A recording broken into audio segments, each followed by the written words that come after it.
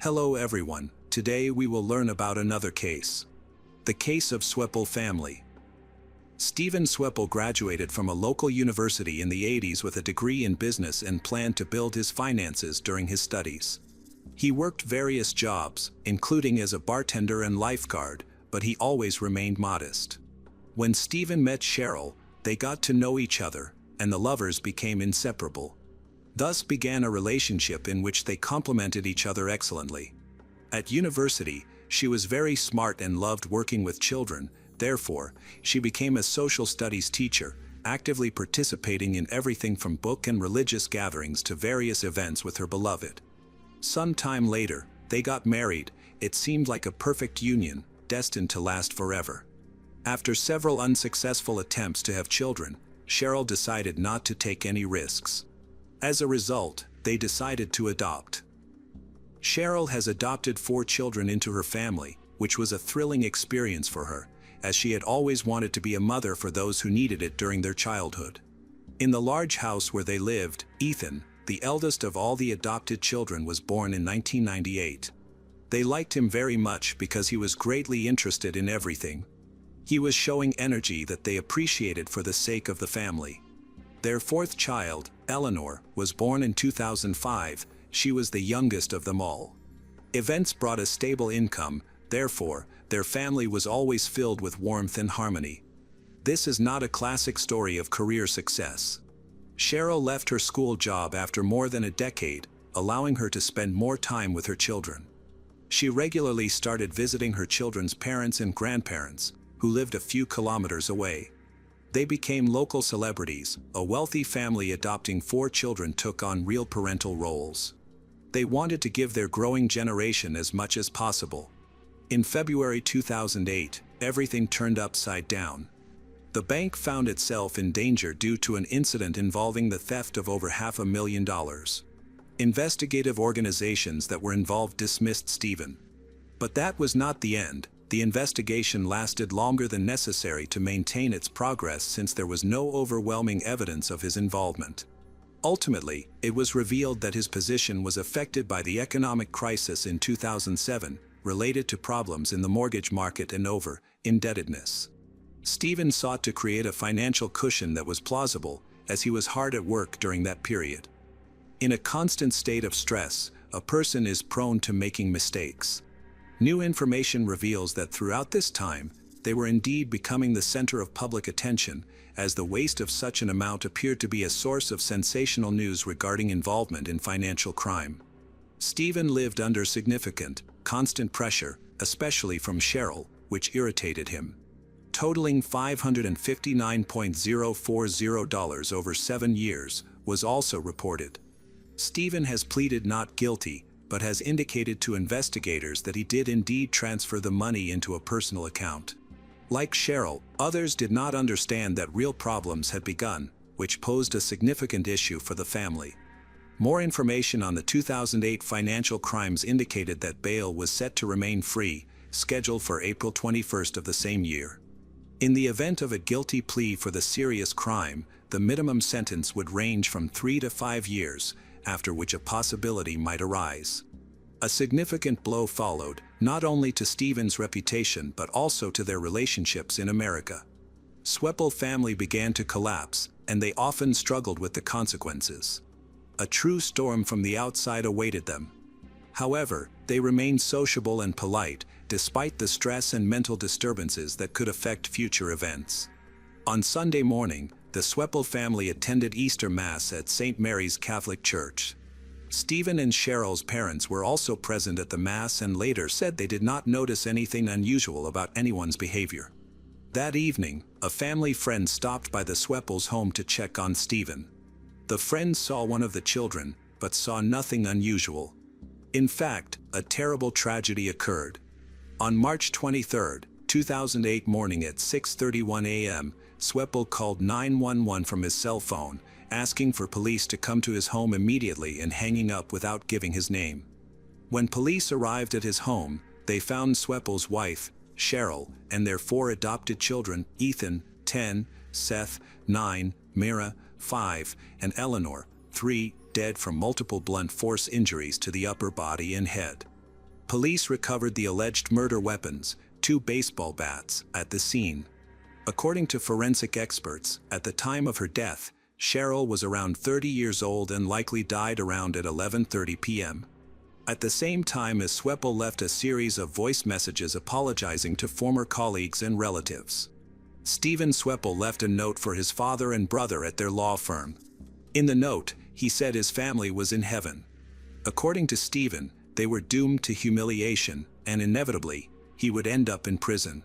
According to the letter Stephen wrote, he gathered his 4 children into the family van parked in the garage and attempted to kill them then himself with carbon monoxide poisoning. When that didn't work, Stephen took the children back into the house and beat them to death. The 3 oldest children were found in their bedrooms.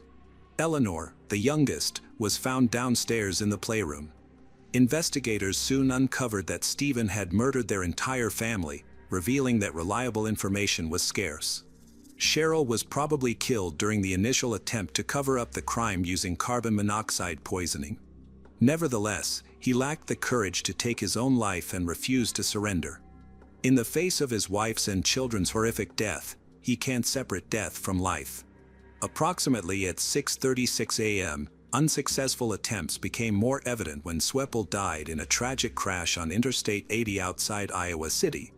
Witnesses said the driver was speeding and appeared to intentionally hit a concrete pillar. There were virtually no signs of slowing down at 100 kilometers per hour. Upon impact, the car overturned. They discovered a badly charred body, from which identification was initially impossible.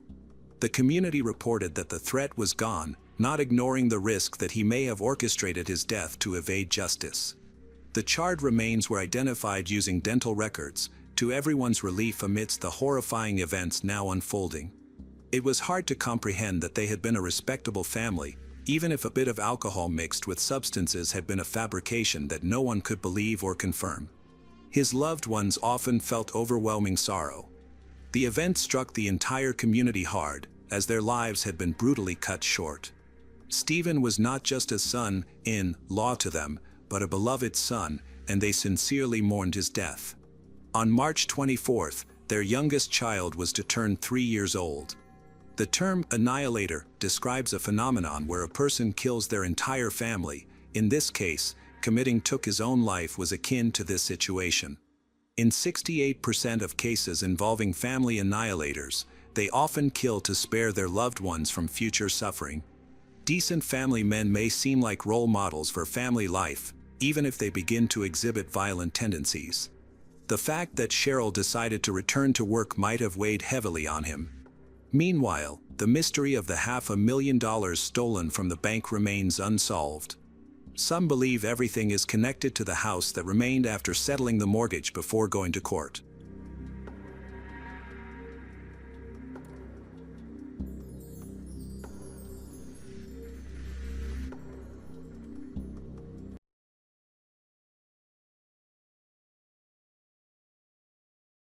Hello again, true crime fans. We've got another mysterious case to explore. The case of Assunta Botera. Rosario Porto and her husband, Alfonso Botera, were wealthy individuals. Rosario's father served as an influential French consul, and her mother was an art teacher. Rosario followed in his father's footsteps. She became a successful lawyer. In 1997, she was appointed French consul. She inherited this post from her father. Alfonso was a well-known journalist. He and Rosario married in 1996 and they moved to a large apartment in an upscale area of Santiago de Compostela, Spain. Rosario had lupus erythematosus, which led doctors to advise against pregnancy. They decided to adopt a child abandoned by his parents and create a loving home for him. Adoption was challenging in Spain, so when they were in their early 30s, they chose to go to China for adoption. After navigating numerous bureaucratic hurdles, they arrived at an orphanage. Rosario immediately noticed a 9-month-old girl, and within 2 weeks, they resolved all issues to officially adopt her. When returning to Spain, the child's documents named her Assunta Fon Yan. This was notable since Asunta was among the first Chinese children adopted in the area.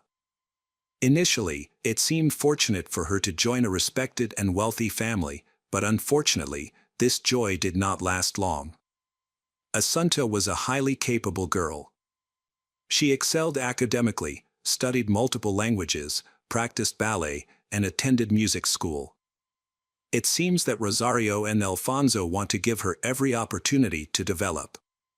On July 4, 2013, Rosario and her 12-year-old daughter, Asunta, went to the beach to cool off on a hot day. Asunta told a terrifying story about a man wearing a black mask and gloves who tried to strangle her the night before.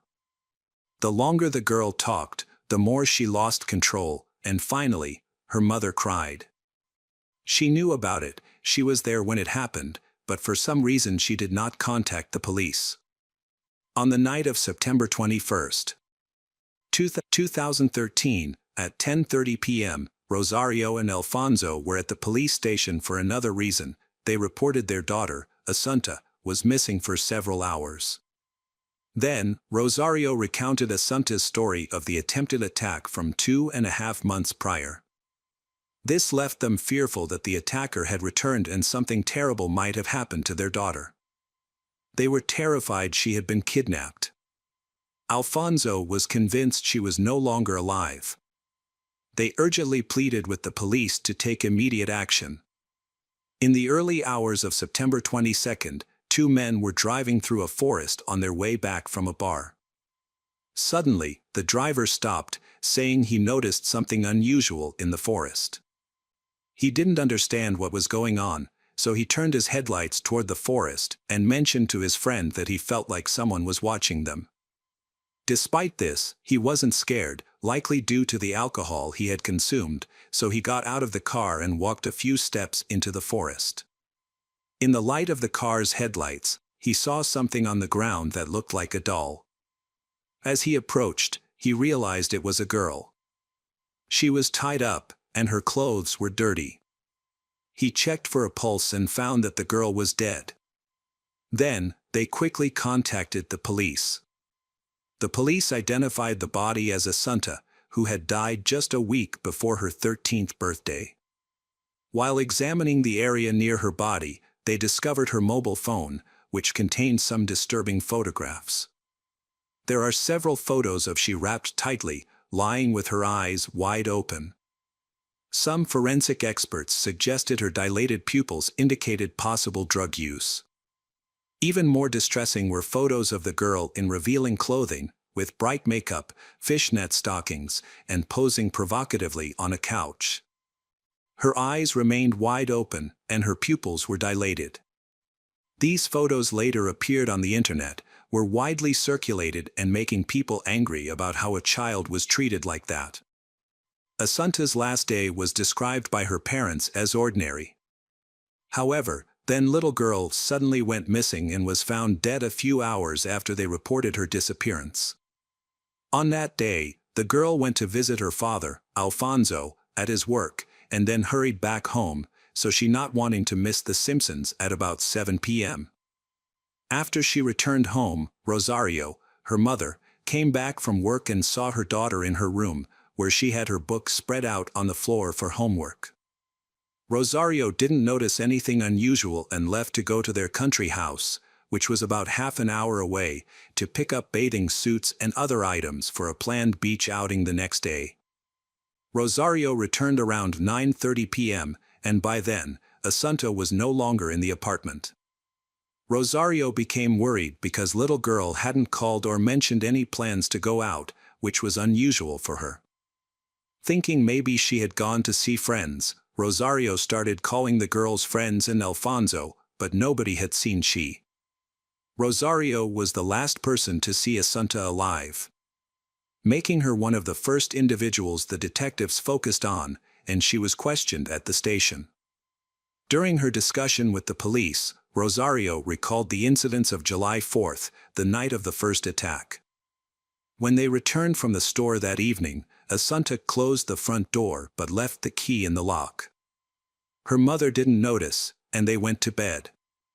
Around 3 a.m., Rosario was awakened by cries for help. Rosario rushed to her daughter's room and saw a large man pinning little girl to the floor, seemingly trying to strangle her. She attacked the intruder, but he was very strong and easily threw her against the wall. Fortunately, no one was harmed, and the attacker fled.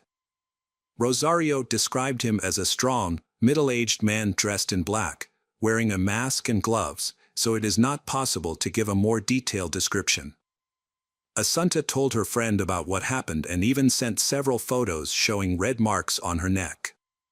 Assunta's father, Alfonso, mentioned that little girl had struggled with depression for a long time and was taking medication prescribed by doctors. This was confirmed because Assunta talked to friends and shared her experiences. Recently, she had been speaking more positively about her situation, saying she felt much better. However, after Assunta was first attacked, Rosario did not investigate to find out what was happening to her daughter. She cited Assunta's fragile emotional state and said she feared contacting police would upset Assunta. This explanation was not very convincing. Over the years, Assunta had been admitted to a psychiatric hospital because she often expressed end-her-life thoughts. Besides, she is very tired because of the overload of knowledge at school and extra classes.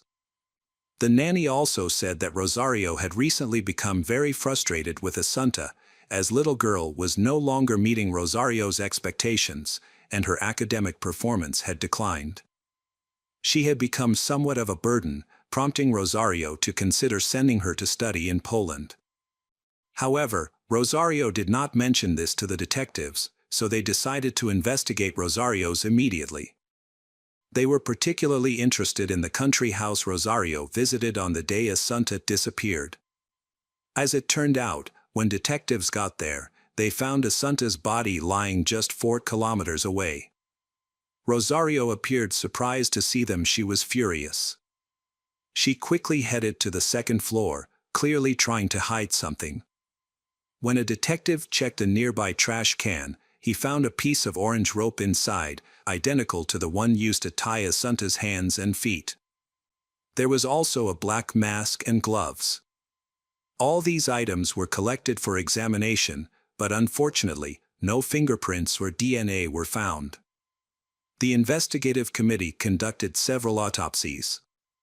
They did not measure the body temperature immediately, fearing it might compromise the evidence, so the exact time of death couldn't be determined. However, it was estimated that Assunta was killed around 8 p.m. The cause of death was suffocation. Her mouth and nose were covered with a soft object, likely a pillow, which prevented her from breathing, leading to unconsciousness and eventually death. In addition, an autopsy determined that Assunta had taken at least 27 lorazepam pills on the day of her death, 9 times the normal amount for an adult. Hair tests revealed this was not the first occurrence. Little girl had overdoses 3 months before her death, starting when the attacker first breaks into the home. It's important to note that overdoses of this drug can cause amnesia and loss of muscle control. The drug was used to treat anxiety disorders and insomnia. The police discovered that Rosario used it to combat depression, but it was not prescribed for Assunta. No one could explain why Assunta took the drug. According to Rosario, the criminals gave Assunta medicine so she wouldn't remember the incident. Detectives conducted a review of CCTV footage in the area to track Assunta's movements that day. Around 2 p.m., she visited her father, Alfonso. At 5:21 p.m., she returned home, and at 5:28 p.m., Rosario returned home. At 6:20 p.m., a gas station camera recorded a green Mercedes belonging to Rosario. She admitted the car was moving towards a house in the country. It was clear that besides the driver, there was a girl in the car, identified as Assunta. They were heading in the direction where Assunta's body was later found. The new testimony completely contradicted Rosario's earlier statements, making she the primary suspect in the murder. Therefore, she was questioned again. Rosario's face showed fear and shame because she had let her adopted daughter go missing while she was responsible for taking care of the girl. Then, she offered a different version of events. According to her, they went out to get swimsuits together, but when they arrived at the country house, Assunta refused to enter with her. Assunta chose to stay in the car while Rosario took everything she needed and did some small work.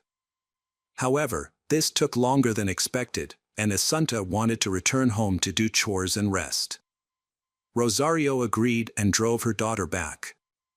But she dropped her daughter off about a 20-minute walk from their apartment to avoid navigating the narrow streets. However, the police reviewed CCTV footage from the outskirts of Santiago but found no evidence of Rosario taking her daughter back home. They only saw footage of Rosario leaving her country house alone around 9 p.m. Her story is full of controversial and contradictory details. She appeared to look at the detectives with arrogance, displaying coldness and showing no regret over the loss of her child. She persistently insisted that the large man in black was involved in the incident. When the police interviewed the Botera family's neighbors, one mentioned hearing screams at night in July, when Assunta was first attacked. He also observed something unusual. Even though the attacker entered an area where dogs lived, the dogs were silent, indicating that the attacker was very familiar with them. All in all, everything seemed suspicious, making them even more suspicious that Rosario and Alfonso were involved in the murder of their adopted daughter. The police considered different theories about the first home invasion. Some thought it was fabricated by Rosario, while others suspected it was the parents' first attempt at murder. Few believed an outsider was involved. On September 24th, Rosario and Alfonso held a funeral, during which they behaved oddly, even taking a selfie in front of the coffin. Due to inconsistencies in her testimony, Rosario was arrested after the funeral. By then, detectives had discovered what might have been the motive behind the crime. Witnesses came forward with information about incident from 9 months prior to the tragedy, and this may have been the beginning of the bloody end. In January 2013, Rosario started a relationship with a realtor named Manuel Garcia, whom she hired to sell real estate. Manuel was married and made it clear he would not leave his family. He considers the relationship with Rosario to be nothing more than an affair. Rosario was fine with this, and their secret relationship continued. During this time, her relationship with her husband, Alfonso, quickly deteriorated. She finds Alfonso boring and considers him a failure who overestimates himself. She described him as insensitive, while her lover, Manuel, was the complete opposite. After Alfonso finds messages from Rosario's lover on his wife's phone, they divorced in February 2013. Rosario and her daughter Assunta continued living in the apartment. She maintained her business and visited a country house.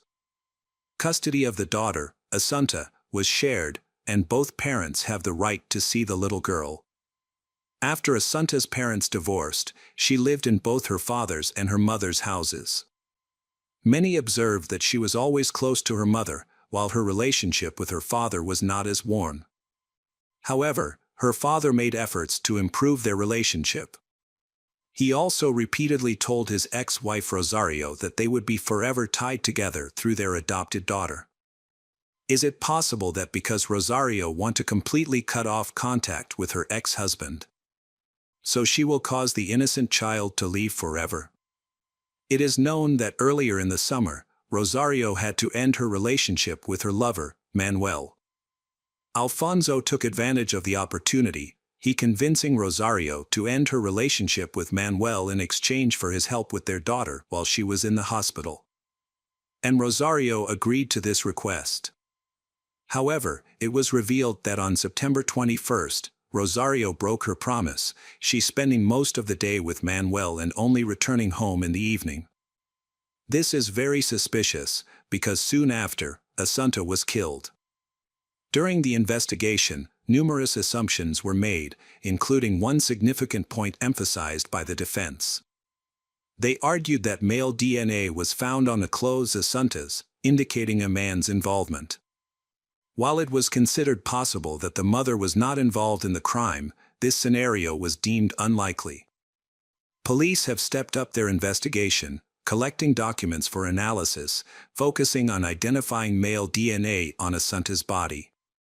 Several options were considered during the investigation. At first, Alfonso was suspected, but then all attention turned to Manuel. However, he had an alibi and had no motive to harm Assunta, so he was quickly dismissed as a suspect. Surprisingly, the DNA was identified as belonging to a stranger named Ramra, a Colombian citizen who lived in Madrid, about a 6-hour drive from Santiago, where the incident occurred. This may seem strange. When questioned, Ramra fervently denied any connection to the case, claiming he had never been to Santiago and had no involvement in the murder. Indeed, Ramra had an alibi. He was having dinner at a restaurant in Madrid with his girlfriend and was captured on CCTV footage there. Why had Assunta been taking prescription drugs in the months leading up to the incident without any prescription? Further examinations revealed that only a portion of the DNA traces found belonged to Ramra. The lab staff suggested that the match could be due to poor quality samples or contamination. There were even suggestions that someone might have intentionally tampered with the sample's DNA to mislead the investigation. At this stage, many questions remained unanswered, and detectives considered even the most unlikely scenarios. Rosario and Alfonso seemed indifferent to what happened to their adopted daughter. Rosario was the last person to see Assunta alive, and the press speculated that she could have acted alone. Despite her fragile appearance, but investigators doubted she could physically manage Assunta's body. Using cell phone towers, police tried to determine the whereabouts of Rosario and Alfonso at the time of the incident. On that day, their phones were turned off. This makes the police even more suspicious of them. However, Rosario explained it was a coincidence, and their phones just run out of battery at the same time. They don't have any bad intentions. After talking to a local pharmacist, who was also a friend of Rosario's, they discovered that Rosario first contacted the pharmacist on July 5th. The day after an intruder broke into the house and attacked Assunta. After that, this drug lorazepam was purchased in large quantities by Rosario. Considering all the circumstances, the detectives decided to arrest Alfonso Botera. Some of Assunta's teachers had noticed unusual behavior in her. One day, Assunta attended her violin lesson with her father, Alfonso, and she seemed unable to control herself. Alfonso explained that his daughter was just under the influence of allergy medication. The teachers observed that she was usually very reserved and did not share her problems. The drowsiness incident occurred repeatedly, but the parents always had excuses, typically citing her health condition. The teacher was suspicious and distrustful of the girl's parents. When the police interviewed Assunta's teacher, she described Assunta's symptoms and behavior, which matched many side effects of the medication. 2 days before the tragedy, the last suspicious incident happened. On that day, Rosario informed the teacher that her daughter couldn't attend class due to a severe reaction to prescribed medications. After hearing this, the detectives were convinced that the adoptive parents knew about the medications and attempted to poison Assunta. Although Rosario and Alfonso were divorced, but Alfonso was determined to reconcile with she. In June 2013, 3 months before the tragedy, Rosario experienced a nervous breakdown and was hospitalized. During this time, Alfonso moved back in, feeling optimistic as his wish to reunite with his family seemed to be coming true. During this period, Rosario ended her relationship with her lover. Alfonso visited her in the hospital and cared for her after her discharge. It seemed like family matters were improving, but later it was revealed that she had lied, she continuing her affair and meeting her lover on the day of the murder. Given the new information, the investigation believes that Alfonso sought revenge. Perhaps he wanted to cause Rosario more pain than he had to endure from her betrayal. This could explain why the orange rope ended up in the trash at the country house. It was simply tossed there by Alfonso. However, why was Rosario so alarmed when the police arrived, and why did she immediately check the trash? She likely knew about these items and was an accomplice. The police have discovered a new clue. Whenever Alfonso was at home with Rosario and Assunta, the little girl be drugged with lorazepam.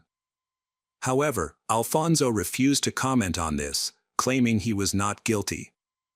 After the arrest, Rosario's behavior was unstable, alternating between hysteria and depression. Meanwhile, Alfonso remained quiet and calm, he constantly trying to reassure Rosario's by saying they just needed to love and support each other, and that everything would soon be over. Despite his soothing words, the police noticed his cold demeanor. Eventually, the police found the storage media Alfonso used. It turned out that the hard drive on his laptop had been completely replaced. Experts discovered that over 500,000 photos and videos had been stored on it, likely compromising material. The police also found that he had an unhealthy interest in Asian girls on his social media page. Evidence showed he had dozens of interactions and correspondence with Asian girls, and according to investigators, the photos suggested these girls were minors. Additionally, he often showed interest in adult Asian women with very youthful appearances. Later, a woman who owned an escort agency approached the police. She confessed that Alfonso was a regular at her establishment, always requesting only Asian women and insisting they dress as schoolgirls. Even his wife was aware of this preference. Photos of the murdered Assunta in revealing clothes made the situation even more serious. The prosecutor focused on how the seemingly calm and quiet Alfonso had cruelly treated his adopted daughter Assunta. The charges suggested that Rosario and Alfonso were criminals covering for each other, with both involved Assunta's death. What could have motivated the crime? Rosario and Alfonso refused to cooperate with the investigation and wouldn't communicate without their lawyers. Later, on their attorney's advice, they completely stopped commenting on the tragedy. Forensic psychiatrists were crucial to the investigation. They analyzed Rosario and Alfonso's behavior and identified them as narcissists with personality disorders. It appeared they adopted Assunta to present a loving family image, pressured by Rosario's parents. Sadly, Assunta became a mere pawn for them, and once she was no longer needed, they first exploited her and then decided to eliminate her. A 15-year-old acquaintance of Assunta testified for the prosecution. Although Alfonso claimed he stayed home all day until the evening on the day of the murder, this was proven false. The girl saw him around 6 p.m. near Rosario's house, a fact later confirmed by camera footage. Alfonso was captured on camera at 9 p.m. after Assunta had disappeared. These conflicting details added to the evidence against Rosario and Alfonso. The trial was highly controversial, with even the judge's conduct coming under scrutiny. Many suspected he sought fame, suspicions that were later validated when he authored a book about the case after the trial concluded. Relatives and neighbors of the Botera family watched for years as the foster parents tried to create the best environment for Assunta. They are financially well off, ambitious and have a tough personality, but those close to them notice their devotion to Assunta.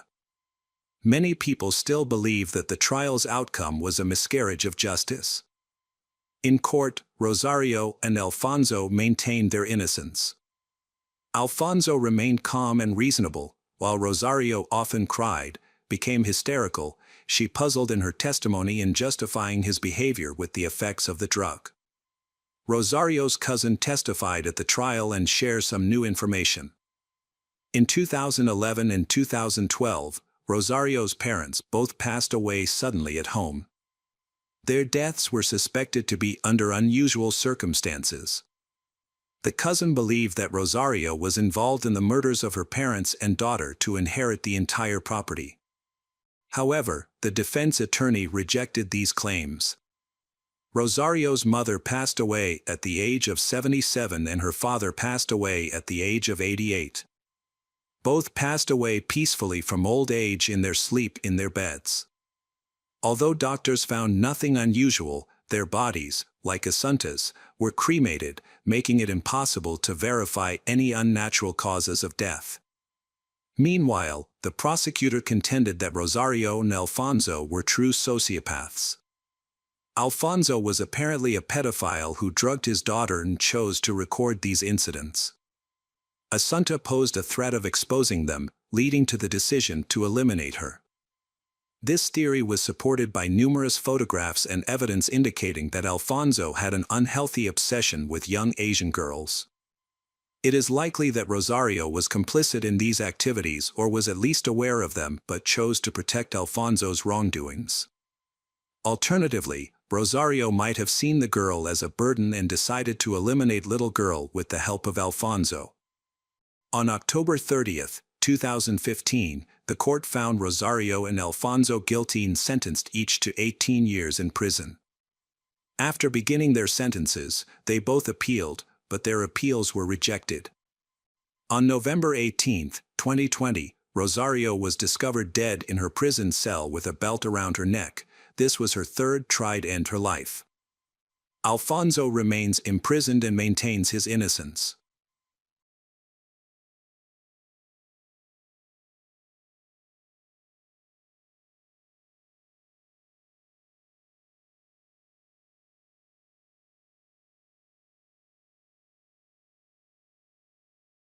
Hello again, true crime fans.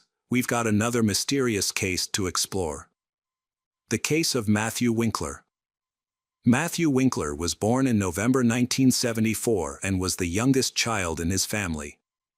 He had a brother named Daniel. The family lived in Huntington, Nancy, USA, a small town with fewer than 5,000 people, known for its long history of serving the church.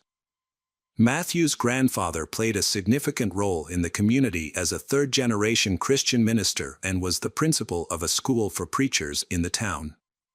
Additionally, he authored several books on biblical theology. Matthew's father was also a pastor, and the Winkler family was highly respected in society due to their religious commitment. Father Dan started his career 5 years after Matthew was born. While in high school, he began building a small church, which was completed during his college years. After finishing university, he became a pastor and met his future wife, Diana. They married in 1970 and later had sons. Due to Dan's preaching duties, the family often moved, even to different states, which helped shape their character. Eventually, the Matthew family settled in Austin, Texas. Matthew began attending high school regularly and was an athletic teenager who loved football and worked out almost daily. He was active, energetic, and creative, participating in church puppet shows. Matthew was a kind and popular classmate. After graduating, his parents invited him to serve in the church, marking his first steps toward becoming a pastor. Matthew enrolled at Freed Harmon College in Nancy. Matthew's family was generally happy, with Dan imposing strict rules at home that seemed appropriate for raising 2 sons. In 1993, the family moved again to a large city in New York State, where Dan worked as a missionary for 11 years. A few months later, Matthew met Mary, a modest but charming student at the university. Mary was a year older than Matthew. Their relationship developed quickly and they began dating. Just 3 months later, Mary announced to her parents that she was introducing them to her boyfriend. The meeting went well. Matthew impressed her devout family, and they approved of the relationship. 6 months later, Matthew proposed to Mary, and she accepted. They were married on April 20, 1994. Mary Freemans was born in 1973 as the eldest child in her family, who were living in the United States at the time. The Mary were devoutly religious and regularly attended the Church of Christ, where Mary's father was the pastor. The family later welcomed the second daughter, Patricia, who faced significant health challenges, including cerebral palsy, spinal meningitis, and developmental disabilities. Despite these challenges, her parents were dedicated to supporting her, teaching her to read, although she struggled with comprehension. Despite their difficulties, Mary and Patricia shared a very close bond. Mary, who was calm, reserved, obedient, and somewhat meek, often slept with Patricia to comfort her. While Mary was in elementary school, her parents decided to adopt a little girl named Shauna. Shauna came from a large family with 4 other siblings who were also placed with different adoptive families. Eventually, all the siblings, including Shauna, were returned to their biological parents. Mary experienced her first major trauma on April 15, 1987, when her younger sister died from a heart attack while taking a bath at the age of 11. This devastating loss affected Mary deeply, and at 13, she sought help from a school psychologist to process her grief. Unfortunately, when her father found out about this, he became angry and demanded that the psychologist stop interfering, believing that he and his wife should resolve the situation themselves. As a result, Mary lacked emotional support from her parents, which led to her developing post-traumatic stress disorder and many other psychological issues that she struggled with throughout her life. Mary's family then adopted 11-year-old Shannon and her 4 siblings, making their dream of having a large family come true. Mary, being the eldest child, took on a supportive role, helping her mother and guiding her younger siblings. Mary then met Matthew, and they began a romance. They began dating and often skipped school to spend time together. When they found out Mary was pregnant, they decided to drop out of school. They married and moved to Knoxville, where they lived in a small apartment near Mary's parents. Matthew found work on a construction site. During this time, he felt exhausted by the physical demands of his job and the challenges of their marriage that they were beginning to experience. Matthew began to take his stress out on his wife. He felt resentment towards Mary for dropping out of school and for the difficult situation they were in, especially while his friends were living carefree lives. In order to support his family, Matthew had to work hard. Eventually, he decided to quit his job and start looking for a new job back home. During this time, Mary faced new challenges when her mother was diagnosed with cancer. Despite the support of her family and her mother's treatment at a specialist clinic, sadly her mother passed away in April 1999. The loss had a profound impact on the entire family. Mary's father was left to care for 5 children on his own, leaving her adopted siblings to seek Mary's help more often. Although she supported them as much as she could, she was unable to spend all her time with them as she was pregnant with her second child and responsible for her new baby. In June 1999, the Matthew family began searching for a home. With limited financial resources, they purchased a small, modest house that was still under construction in the small town of Pegram, which had a population of only 2,000. This town was located 15 kilometers from the church where Matthew had secured a job as a pastor. The family moved into their new house in preparation for the birth of their second daughter. Mary began to experience postpartum depression and faced many challenges during this time. Along with caring for her children, she also took on the responsibility of caring for her foster siblings, who were often demanding and difficult. This behavior frustrated both Mary and her husband, Matthew. Eventually, she began to withdraw from her relatives, possibly due to the constant pressure from her husband and foster siblings. A family friend described Mary as modest, shy, homely, and somewhat peculiar. She struggled with social interactions, had a limited circle of friends, and tended to be reserved. At the same time, she experienced unpredictable mood swings, which sometimes upset her husband. Mary began to complain about sexual violence from her husband. However, he did not consider his actions to be the problem. Instead, he believed that it was Mary's rigidity that caused the problem. After a particularly tense argument, Mary invited her two brothers to stay overnight because she felt unsafe being alone with her husband. During that time, Matthew realized that they needed to stay away from her family to reduce their influence on his family life. After they moved away, Matthew's marriage began to improve. Mary described the transition as challenging but felt relieved that they had worked through their issues together. The couple bought a house in the small town of Markmenville. At this time, Mary was pregnant again and was excited at the prospect of having a large family, like hers. Unfortunately, Mary later suffered a miscarriage. In the new town, Mary's family met nice neighbors. Matthew's pastoral career is booming, but it requires him to travel frequently, which means he is often away from home. Matthew is looking forward to being promoted to pastor of the local church. Meanwhile, Mary takes a part-time job to help support the family financially. Matthew also worked part-time teaching Bible lessons at Boyd Christian School. He was highly regarded as a specialist and was seen as a positive influence who instilled religious values in his parishioners. He earned the respect of the entire community. However, those who worked closely with Matthew noticed a different side. He was often arrogant and caused tension whenever he was in the office. Mary brought him lunch every day, and although she was very attentive, Matthew treated her with disdain. This angered his secretary. Because of what she considered unacceptable behavior for a man of his faith. No one suspected that Matthew was behaving badly at home. Behind closed doors, he abused his wife. This continued until one day Mary showed up with a black eye, causing concern in the local community. She claimed it was an accident but would not explain how she got the bruise. Rumors began to spread that Matthew might be harming her, including sexually, and his addiction became a topic of conversation in the community. It's unclear if this contributed to Matthew's professional downfall, but in 2004, he lost his job as a church pastor. A more reputable preacher was hired to take his place, which drove Matthew into a frenzy as he had to search for work again.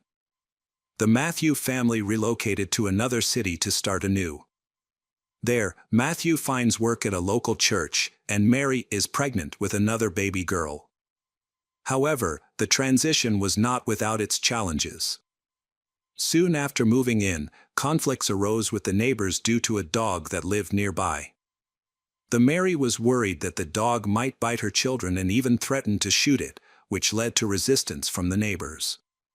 Meanwhile, at his new job at the church, Matthew's behavior changed dramatically. There, he was seen as a polite, caring, loving husband, admired as the head of a wonderful family. For a time, he struggled to maintain this positive image. Brett Glenn, a family friend with close ties to Matthew's family, supported him. While Matthew's family was attending the wedding anniversary of his best friend Brett, Matthew saw that Brett's family had bought a pistol for self-defense. Matthew thought that their family should also have a pistol at home. Matthew then took Mary to the shooting range to learn. However, soon after, strange events began to occur in Matthew's family. At that time, after giving birth, Mary enrolled in a teacher training program at the university. She wanted to get an education and find a job caring for sick children. On December 1, 2005, Mary received a check that appeared to be a lottery prize. She needed money to pay her insurance premiums, so she took out a loan while she waited for the lottery payout and also took out a similar loan from the bank. Unfortunately, it turned out to be a scam, leaving her in a difficult situation. She opened an account to deposit a large sum of money, but the check was fake. Mary attempted to commit financial fraud in the hopes of obtaining $6,500, but her scheme was too naive to succeed and was eventually discovered. In February 2006, she realized that her financial transaction had been declined. She then contacted the bank and changed the postal address of her account to a rented post office box, indicating her intention to commit fraud. She then opened a new bank account using only her cell phone number and postal address as her contact information. This account had a balance of $100, which she used to go to the bank and attempt to withdraw $7,000 to pay off her previous debt. She then redirected all of her mail to the rented post office box. Meanwhile, Matthew received congratulations from his father for their improving financial situation, completely unaware of the chaos his wife was causing. They had nearly paid off their debts thanks to compensation from an accident a few months earlier. Ironically, while Matthew focused on enhancing their financial well-being, Mary was engaged in fraudulent activities, making their situation even worse. The following day, the bank administration reached out to Mary to inform her that her transaction was illegal and that there were insufficient funds to fulfill her requested amounts. They insisted that she come to the branch with her husband to speak with the manager and resolve the issue. However, instead of discussing it with her husband, Mary chose to remain silent. A bank employee suggested that she take out a $5,000 loan to cover the shortfall, which would allow her to move on from the situation. Yet, since the account was joint with her husband, Mary could not make this decision without his approval, so she left without a solution. Later, bank employees contacted Mary again, warning her that she needed to address the issue urgently, or she could face criminal charges for fraud. They reiterated the loan offer, which would enable her to settle the debt related to counterfeit checks. Mary said she would consider it. While she was contemplating her options, a tragic event occurred on March 22, 2006. The Matthew were expected to attend the church service with the parishioners, and their 3 daughters were also supposed to join the other children. However, when the time came, the entire family was absent. This raised suspicions since the pastor's family was known for never missing significant events. After a brief wait, the elder called their home, but there was no answer, which was unusual for church ministers. Additionally, Matthew was scheduled to deliver an important sermon that day, leading everyone present to suspect that something was amiss. A church minister visited Matthew and Mary's home to check on them. The lights were on, and the TV was blaring, but nobody responded to his calls or knocks at the door. The minister tried looking through the windows but couldn't see inside. He then sought help from neighbors and fellow church members. After an extensive search, they found spare keys in a shed on the property. At around 9 p.m., they finally opened the door to the house. When they entered, the pastors witnessed a horrifying scene. In the couple's bedroom, they discovered Matthew's body on the floor, surrounded by a pool of blood. The church pastors then called 911, prompting police and ambulances to arrive at the scene. Doctors confirmed Matthew was dead. Forensic experts began working to find evidence, but because the crime scene had many traces left by witnesses, it was difficult for them to collect evidence. Meanwhile, Mary and the children were missing from the house, and the family car was gone. Police suspected that the rest of the family may have been kidnapped and were in danger. At the time, no one could have imagined what had actually happened in the house. The autopsy report showed that Matthew had suffered a fatal gunshot wound to the chest and had bled to death. The police's investigation uncovered Mary's involvement in financial fraud, which tarnished her reputation. She was now seen as both a victim and a criminal due to her use of counterfeit checks. As a result, she, her children, and her car were placed on a wanted list. Police attempted to track her mobile phone and discovered that she was in Orange Beach, Alabama, approximately 600 kilometers from where the crime occurred. Police in that area were alerted and worked to apprehend her. On March 23, a police officer spotted a minivan making an illegal U-turn around 7:30 p.m. 3 police cars surrounded Mary's vehicle in a grocery store parking lot. The police acted carefully, fearing that she and her children might have been kidnapped and could be in danger. However, Mary was driving the minivan herself, and she was quickly arrested. She listened to her rights with a blank expression and went to the police station with her children. In the back seat of her car, they discovered a 12-gauge shotgun, and Matthew was shot with. Mary's daughters extremely frightened. Mary gave her relatives contact information so the children could be cared for while she was arrested. She faced criminal charges of check fraud and explained the circumstances surrounding her husband Matthew's death on the bedroom floor.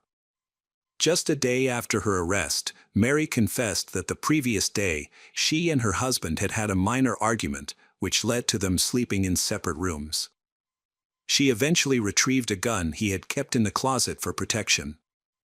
Mary said she could not remember the events clearly, feeling like she had amnesia. She recalled hearing a noise and then seeing her husband fall out of bed, gasping for air and covered in blood.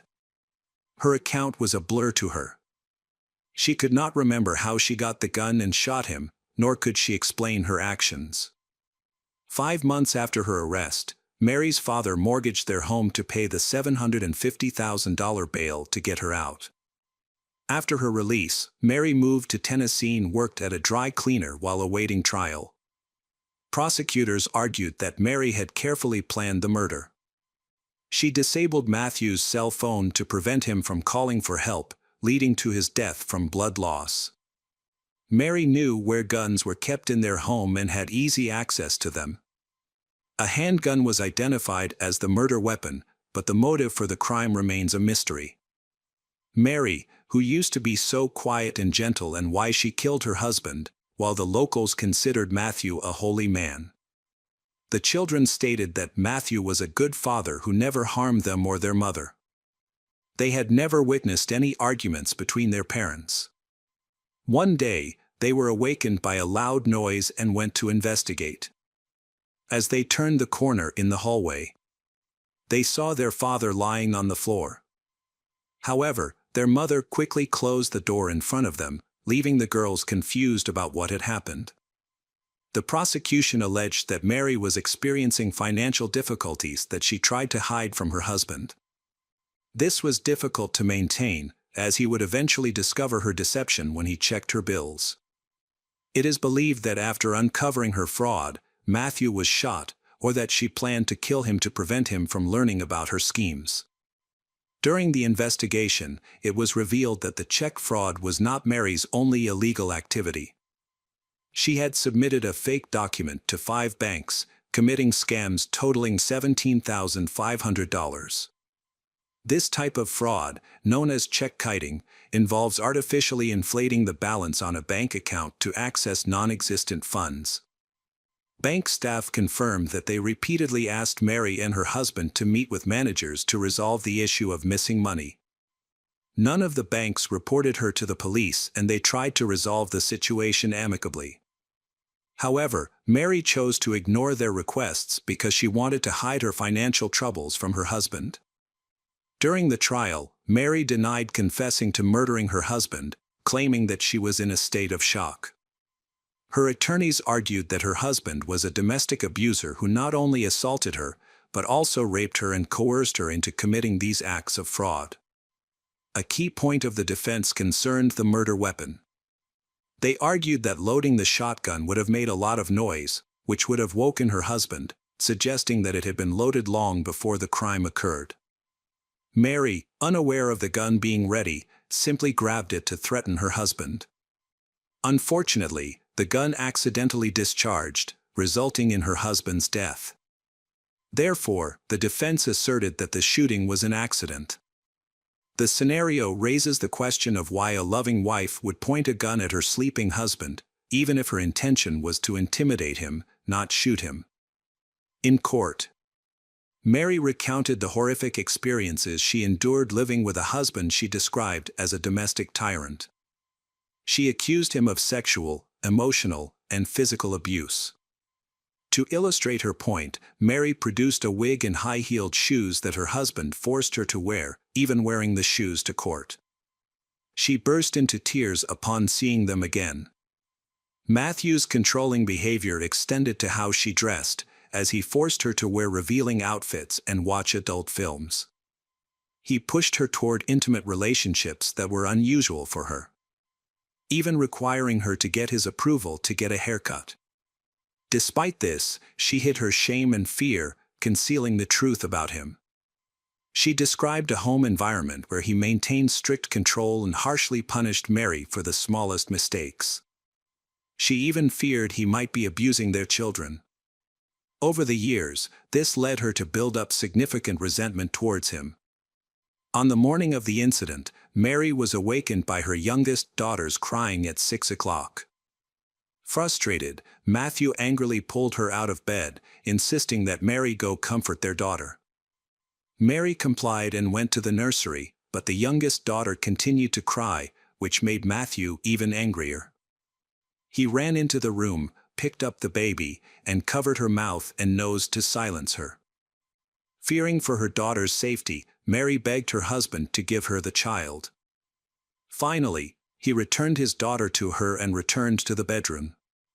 Mary calmed her daughter, put her to bed, and then took a shotgun to confront her husband, accidentally shooting him in the process. Initially, Mary was confused and didn't comprehend what had just occurred. She saw her husband fall from the bed and hit his head. Fearing he had fallen and would be angry with her, she quickly left the bedroom. Listening for any signs that he might be pursuing her, Mary confirmed it was quiet and went back to the bedroom. It was then that she fully understood that she had shot Matthew. In a panic, she took the children and ran away from home. Mary explained that she lost control and shot her husband in a fit of rage due to his violent behavior toward the children and her. After he attacked them, he went to sleep, and in that moment of anguish, she accidentally shot him. However, the prosecutor disagreed with her testimony, finding it implausible and inconsistent with her initial interrogation. They argued that she killed Matthew to prevent him from discovering her financial fraud. The jury had to consider numerous documents and testimony, and consider several sentencing options for Mary Freemans. The lightest sentence was 1 year in prison, while the most severe was life in prison without parole. She also faced the possibility of losing her parental rights forever. After deliberating for about 8 hours, the jury returned a verdict on April 19, 2007, finding Mary guilty of manslaughter, which fell between the lightest and most severe sentences. The case was awaiting a final verdict from the judge, and Mary was expected to be sentenced to at least 6 years in prison. However, the judge's ruling came as a surprise. Mary Freemans was sentenced to just 210 days in prison, with the 5 months she had already served before the trial counting toward that sentence. After the sentencing, Mary was committed to a mental hospital for 60 days before being released. The judge and jury justified their lenient sentence by stating that they believed Mary and considered her a victim of domestic violence who had been pushed to her limits. Many local residents shared this belief, especially influenced by Mary's account of wearing stripper shoes, which the women of the small town found humiliating and expressed their support for her. The prosecution found the sentence unfair. They believed it was a premeditated murder because Mary deliberately picked up a gun and entered the bedroom without being pursued or in any danger. Once in the bedroom, she pointed the gun at her husband and shot him, showing that it was not an accidental murder. Despite their arguments, the court rejected their arguments and denied several appeals to reconsider the case. The decision was widely seen as unjust, leading to public outrage, particularly among the victims' relatives. In August 2008, Mary won full custody of her 3 daughters, who had been living with Matthew's parents. A custody battle ensued, with Matthew's relatives arguing that Mary was an unfit mother because she had killed her husband and had anger management issues. They expressed concern that she might resort to violence again. However, their arguments were unsuccessful and Mary was awarded custody of the children. She was not charged with any wrongdoing in connection with Matthew's death, and it was implied that she had been coerced into committing the crime. Mary worked at a dry cleaner's for a time before moving to a daycare near McMinnville. Unfortunately, neither of these jobs were long-term due to the negative attention she received from the public and media. Mary is now 50 years old. She lives a lonely life and no one knows where she is.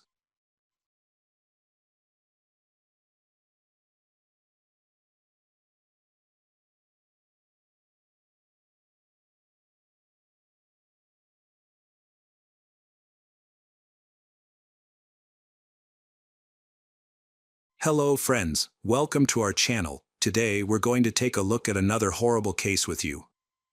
The case of Jennifer Morrissey. Michael was born in Pennsylvania in 1953. He later moved to Williamsport, Maryland.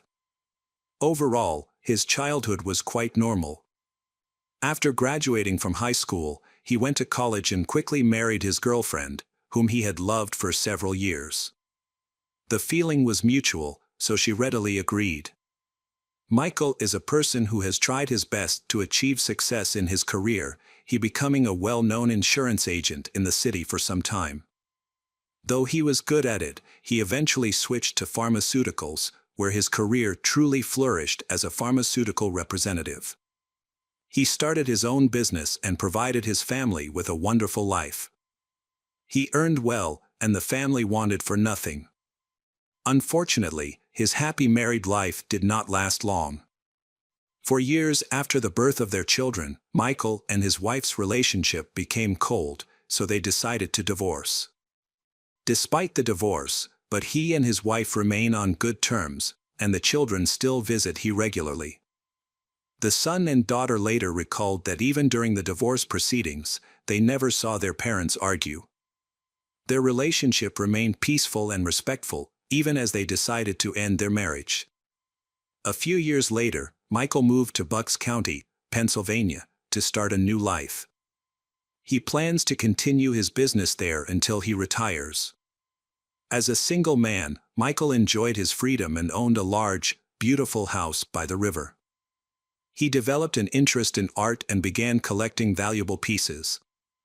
Although he didn't aim for world-class masterpieces, he has gathered a fascinating collection that he is very proud of. Michael remained a bachelor for a long time until 2012, when he met a 28-year-old single mother named Jennifer Morrissey. They quickly fell in love and moved into a more intimate relationship. The romance was intense and passionate. Soon, Michael invited Jennifer on a vacation to the Caribbean islands. On the trip, he brought 2 jet skis and 2 ATVs so that both could participate in the activities. He was deeply infatuated with Jennifer, and his relatives were amazed at how much he had changed. He even got his first tattoo in his life, dedicated to Jennifer. In 2015, after they had been dating for 3 years, Michael invited Jennifer to move into his house, and she agreed. He gave her everything, including a comfortable life. Jennifer's stepchild even has his own room. However, the idyll lasted until August 8 of that year, when Michael was found dead in his house. By this time, his relationship with Jennifer had been going on for 3 years, and they were planning a wedding. Earlier, colleagues found Michael lifeless in his home. They initially thought he might have died from a heart attack. When the rescue team arrived, they discovered he's sitting in a chair with his head tilted back. From behind, he appeared to be sleeping, but closer inspection revealed a pool of blood beneath him, with blood streaks around his mouth, nose, and chest. It became clear that he had not died from a heart attack but from gunshot wounds to the face. The wound between his eyes suggested that it was either murder or intentionally ended his life. Forensic experts began analyzing the scene and quickly ruled out intentionally ended his life. If he had shot himself, the gun would have fallen to the floor or at his feet, but the gun was missing. This indicated someone else was present at the time of his death, who pulled the trigger. Forensic experts expanded the search area and examined the living room. A .380 caliber cartridge case was found about 10 meters from Michael. There were no signs of a struggle inside the house, perhaps because the killer suddenly attacked him and acted abruptly. In addition, the watch, a laptop, and a cell phone of Michael's were also lost, indicating a robbery. It appears he witnessed a break-in, prompting the attacker to kill him to silence him. Further clues were found in Michael's bedroom. Investigators learned that he owned 2 registered guns. However, only one gun was found, and the holster for his Smith & Wesson .38 was empty. It was confirmed that he was shot with this missing gun.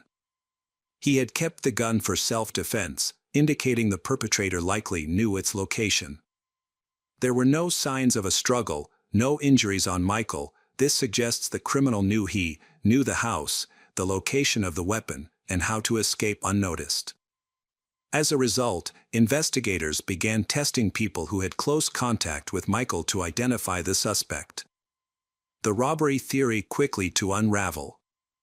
Although Michael's pockets were empty, along with his cell phone, laptop, and watch were all lost, but other valuable objects remained intact. These valuable objects are highly visible, include his art collection, which featured some valuable pieces. Notably, each painting in his collection was lit up.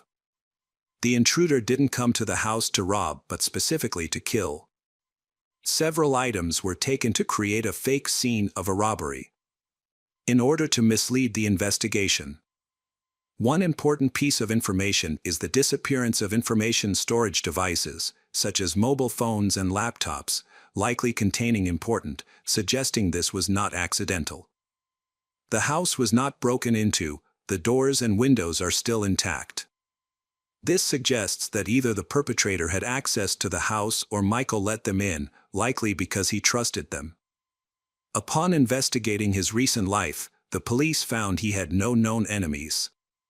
He had been in a long-term relationship with a woman named Jennifer Morrissey, who was 33 years old. Some neighbors noted that she was the fiancée of he. However, she had vanished without a trace, which seemed very suspicious.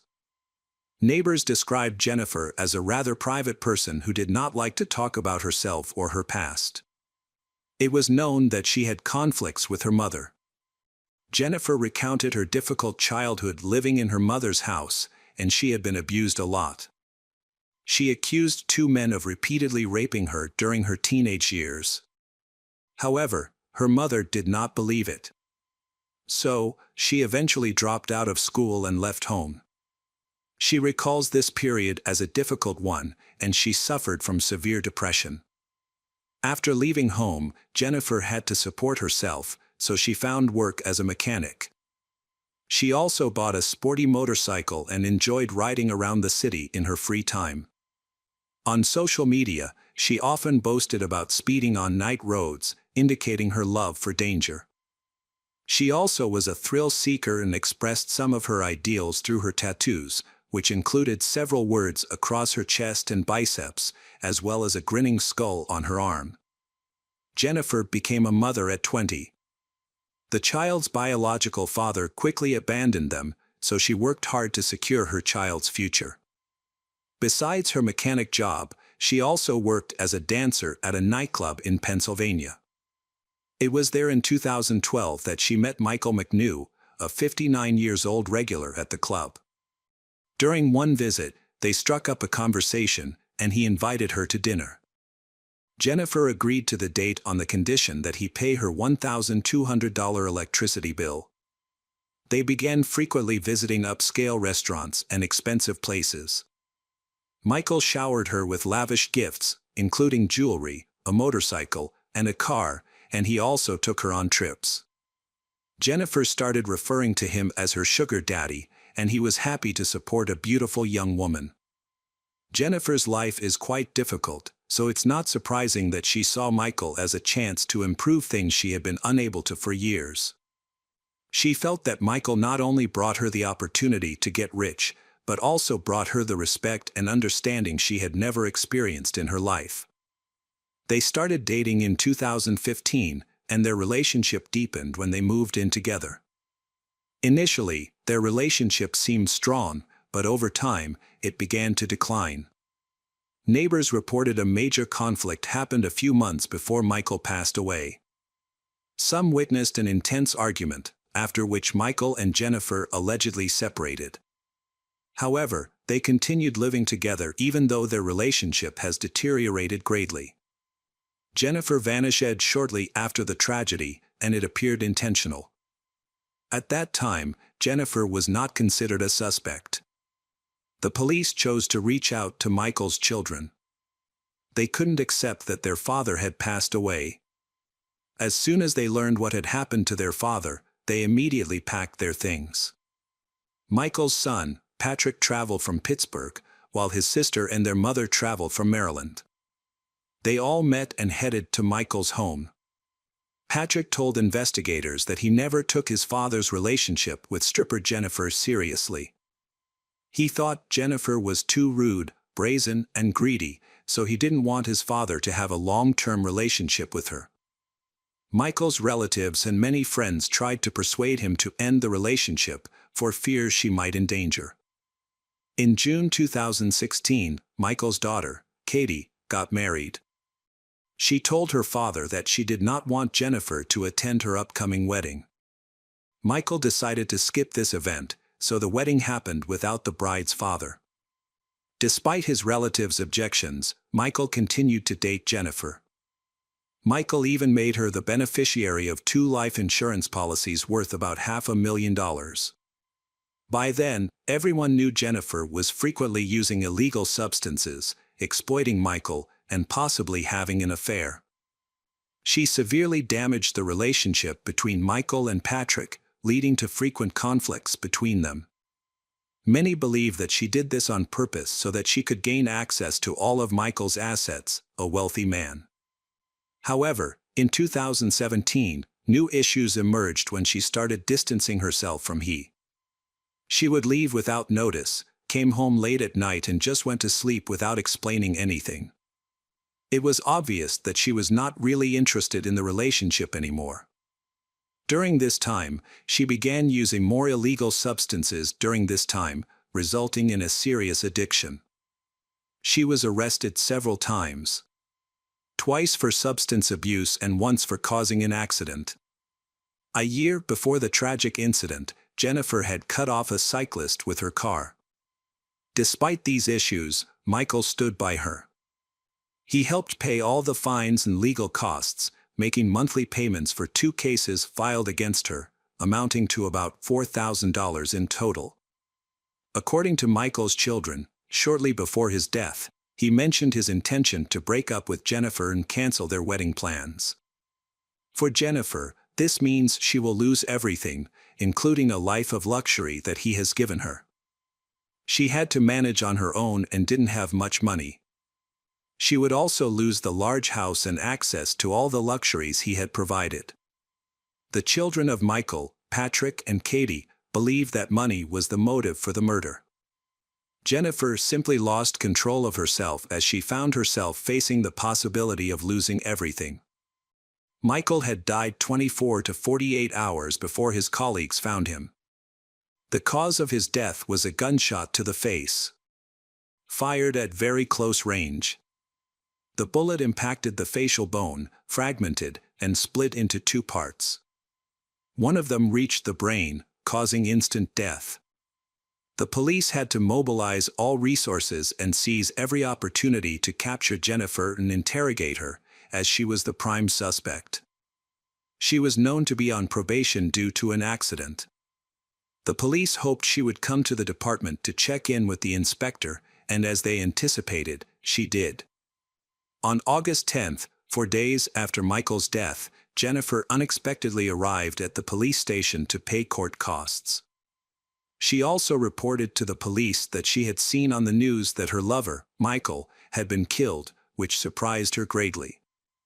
The dispatcher then informed the detectives leading the investigation about this.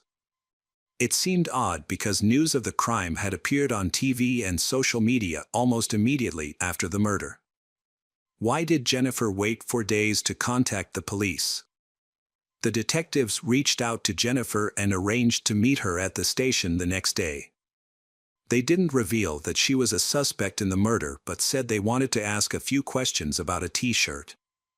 Meanwhile, they requested a warrant to examine her communications.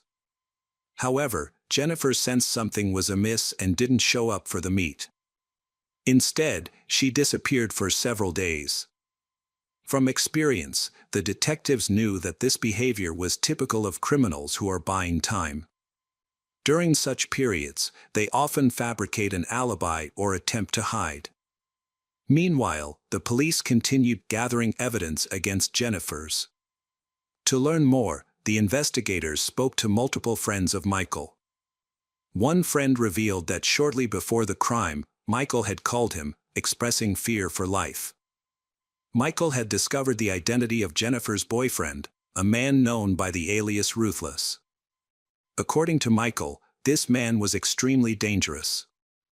The situation was spiraling out of control, and Michael intended to break off his engagement quickly to protect himself. The man using the alias Ruthless was actually Charles Culo, a notorious figure in criminal circles who had been imprisoned several times. He had committed a string of serious offenses, with most charges related to the distribution of illegal substances. Just days before Michael's death, Charles was released from custody. Jennifer quickly moved in with Charles, but many of her belongings were still at Michael's house. She would occasionally stop by to collect her things, and Michael threatened to give them away to avoid seeing her again.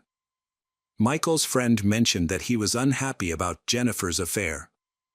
However, Michael chose not to compete with people from the criminal world and decided to end the relationship. The police believed this was a pivotal moment in the investigation. They had a new prime suspect, Charles, who would not have hesitated to shoot a defenseless elderly man. It was suspected that Charles accompanied her to Michael's house. And Charles and Jennifer simply wanted to make a profit, so they killed Michael so they wouldn't be hindered. Meanwhile, Jennifer missed a scheduled check-in with the inspector, which allowed the police to detain her and bring her to justice. On August 25, 2017, police officers went to the motorcycle repair shop where Jennifer worked and arrested her for violating her probation. Later, one of Jennifer's cellmates reported that she behaved very suspiciously during her imprisonment and confessed to intentionally killing Michael. The investigators brought Jennifer's in for questioning and informed her that she was suspected of being involved in the murder. She chose not to answer their questions and instead hired a lawyer. Meanwhile, a warrant was issued to access the communication devices of Jennifer. Jennifer's phone was found at the crime scene at 9:45 p.m. during her correspondence with Michael, confirming she was present at the time of the murder. Afterward, her phone's geolocation showed she traveled about 20 kilometers south to Charles's trailer, arriving there around 11 p.m.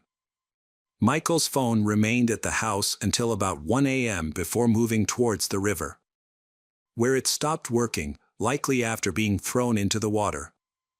If Jennifer had already left the scene, who took the phone? An electronics expert discovered that Jennifer's phone automatically connected to Michael's Wi-Fi network at about 9:45 p.m. on August 6, 2017, when the murder occurred. This suggests she was very close to the router at that time. The police continued their investigation and discovered that Jennifer had a second mobile phone. They accessed this device, which actually belonged to Michael and was password protected. There was a risk of being unable to unlock it, but thanks to a list of passwords found on Michael's computer, used by Jennifer, they successfully unlocked the phone. This action uncovered significant evidence. The investigation revealed that shortly before his death, Michael was communicating with Jennifer. While she had deleted much of the information, detectives were able to recover it. Michael intended to contact the FBI to ensure Charles was imprisoned for life. Naturally, Charles could not allow this, so investigators believe he chose to kill Michael. Although Charles's phone was examined, he didn't appear to take these threats seriously. Jennifer, however, reacted more aggressively. Michael indicated he was willing to abandon his plan to contact the FBI if Jennifer returned to him and left Charles. The last message Michael sent before his death was "I love you," to which Jennifer did not respond. After accessing Michael's social media accounts, it was discovered that the day after his death, Jennifer began sharing various stories about the incident with her friends and acquaintances. Jennifer recounted many different stories to everyone. She told some that he had been attacked, but she told some other people that she didn't know what happened because they broke up a long time ago. She did this to spread misinformation and cover her tracks. It was obvious that she and Charles were involved in the murder. Eventually, the detective spoke with Charles, and he confessed. According to him, he was not involved in Michael's death. The murder was committed by Jennifer. That day, Jennifer returned to him late in the evening and admitted she had killed Michael. She explained that after an unpleasant conversation, Michael approached her with a gun. She managed to take the gun from him, but it accidentally fired, killing him. Frightened, she left immediately afterward. Jennifer requested to return to Michael to ensure he was either dead or to administer first aid if he was still alive. However, Charles refused to be involved in the crime, so he asked his friend Jerry to take Jennifer to the victim. Jerry, who lived nearby in a trailer with his mother, cooperated with the investigation and confirmed that he drove Jennifer to the river house that evening. He wasn't initially told the reason, but once they arrived, he realized what was happening. It was noted that the crime scene did not resemble a place where a fight had occurred, as Jennifer had claimed, but rather an execution. Michael was sitting in his chair when Jennifer arrived, and she neither checked his pulse nor attempted to help him. Instead, Jennifer collected valuables, removing the watch from his wrist, taking his laptop, and tossing his mobile phone into the river. Jerry then drove her to Charles's trailer. The police discovered traces of she DNA in Michael's pockets, which she had searched. Charles defended himself by explaining that he was not at Michael's house because he had been in an accident shortly before the murder, which left him with serious injuries. At the time, he was using a wheelchair to move around, could barely walk, and was in no condition to commit the crime. Furthermore, he was aware that he needed to avoid any trouble while on probation. Charles was very convincing, and the investigators believed him. They verified his story, confirming that he was indeed recovering from the accident. On September 29, 2017, Jennifer Morrissey was charged with first-degree murder, robbery, and tampering with evidence. The trial was set for January 24, 2019. The prosecutor stated that these charges were linked to several conflicts before the attack. Jennifer felt most upset because Michael did not want to continue funding her lifestyle and left her, which further aggravated her. Additionally, Michael's death was supposed to bring financial gain, as Jennifer claimed an insurance payout of about $500,000. The crucial evidence against Jennifer came from Jerry, a friend of Charles, who testified at the trial. Jerry confirmed that Jennifer returned to the crime scene to eliminate evidence. Due to his cooperation, he was not charged. Likewise, Jennifer's boyfriend Charles was not charged because he also testified against her, even though he initially protected her, delayed contacting the police, and destroyed the murder weapon. Inmates also testified against Jennifer during the trial. The defense argued that Jennifer was not cruel and could not be accused of being vindictive or aggressive. To support this claim, Jennifer chose to testify herself. During the trial, she claimed she went to Michael's house in the evening to collect her belongings. He allegedly met her at the door with a gun, refused her entry, and aimed the gun at her. She said she reacted quickly, a struggle followed, and during the struggle, the gun accidentally went off, shooting he in the face.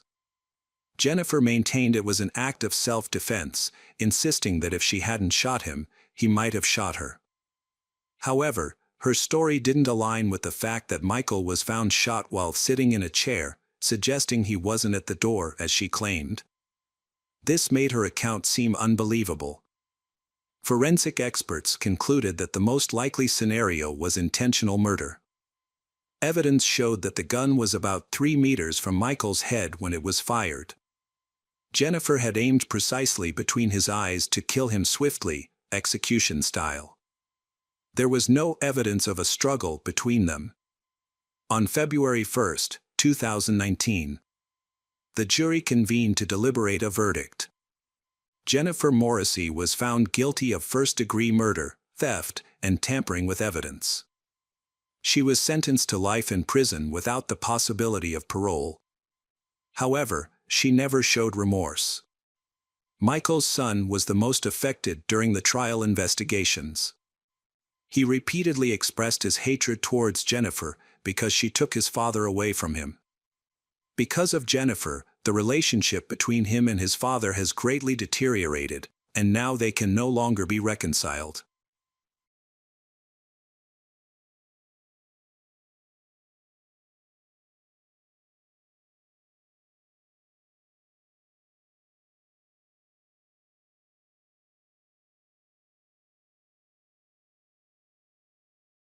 Hello again, true crime fans. We've got another mysterious case to explore. The case of Ellen Greenberg. Ellen Greenberg was born in New York on June 23, 1993, as the only child of Joshua and Sandy Greenberg. At the time of the events, she was 27 years old and living in Philadelphia. Ellen grew up in a family filled with love and was a cheerful, outgoing girl. In high school, she played softball and golf, excelling as a competitive athlete. She was well-liked and had many friends. Her mother said that she was a special person, able to connect people with each other. After graduating from college, Ellen earned a degree in communications from the University of Pennsylvania. Even so, she felt this was not her true passion. As a result, she took evening classes at the university and eventually earned a teaching degree. After completing her studies, she quickly found a job as a first-grade teacher in Philadelphia. In 2008, Ellen met Samuel Goldberg, the son of a famous family in the area.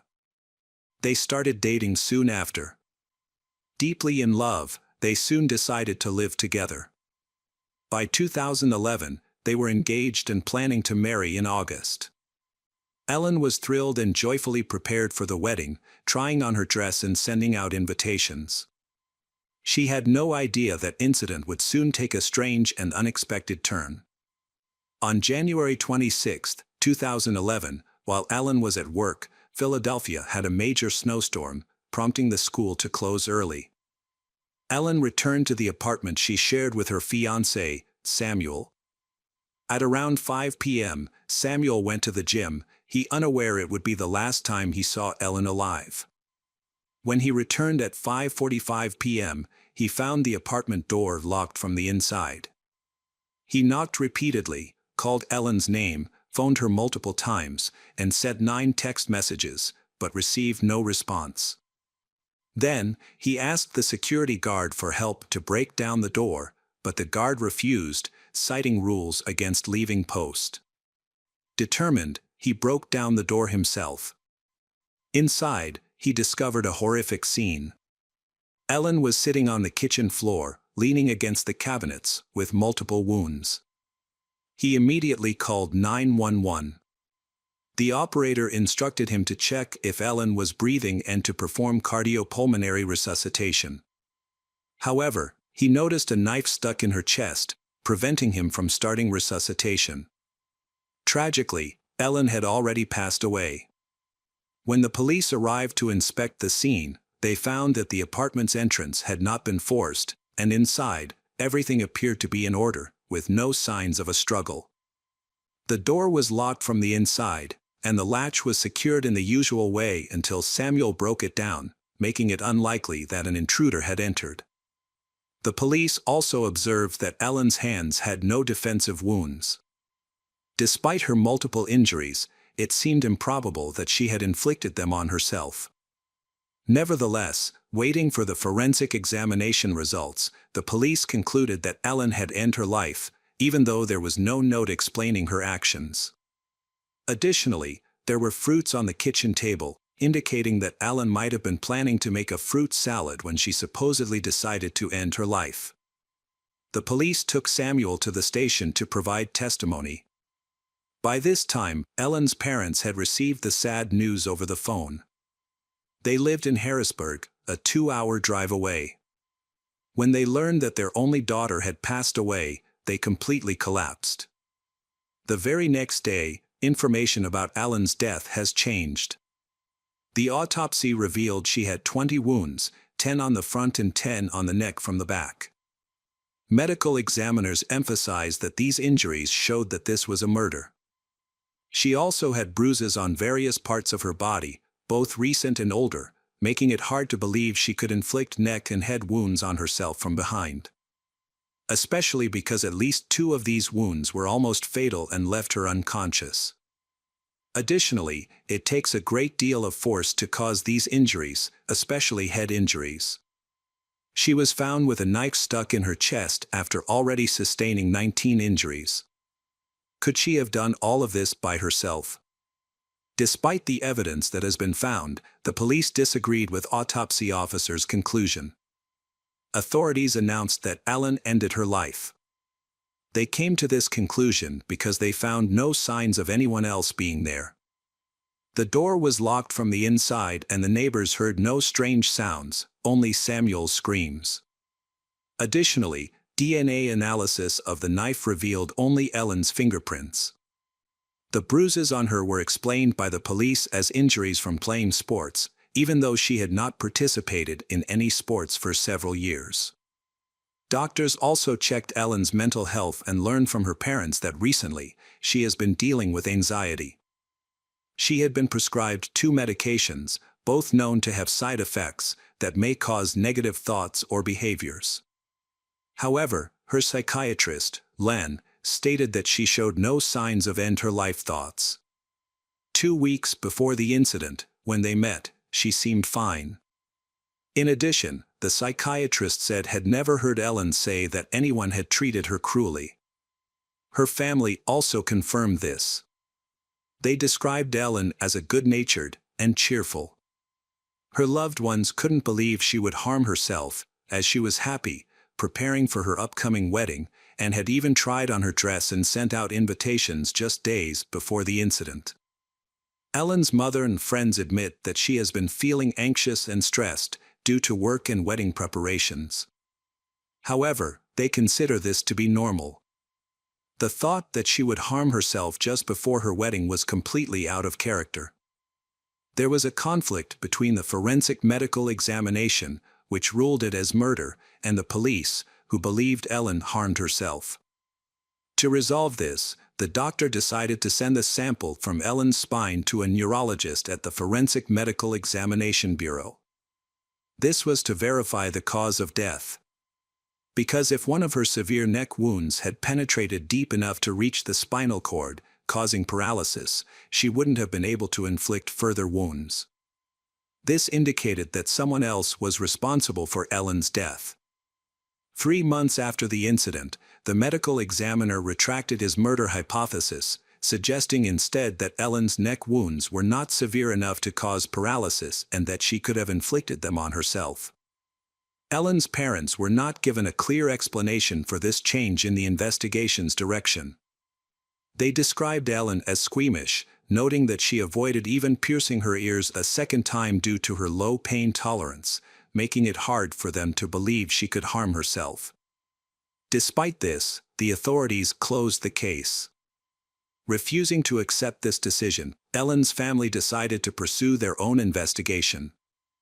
They hired top experts, including forensic specialists Kirill Klin and Henry Lee, to consider the evidence and the autopsy report. These experts cast doubt on the police investigation report that Ellen did this to herself. In 2012, Henry noted that the likelihood of murder Ellen is significant. Forensic pathologist Cyril Wecht pointed out that statistically, women rarely use sharp objects to end her life and seldom harm themselves through clothing. On the other hand, Bren, a seasoned detective, investigated Ellen's death.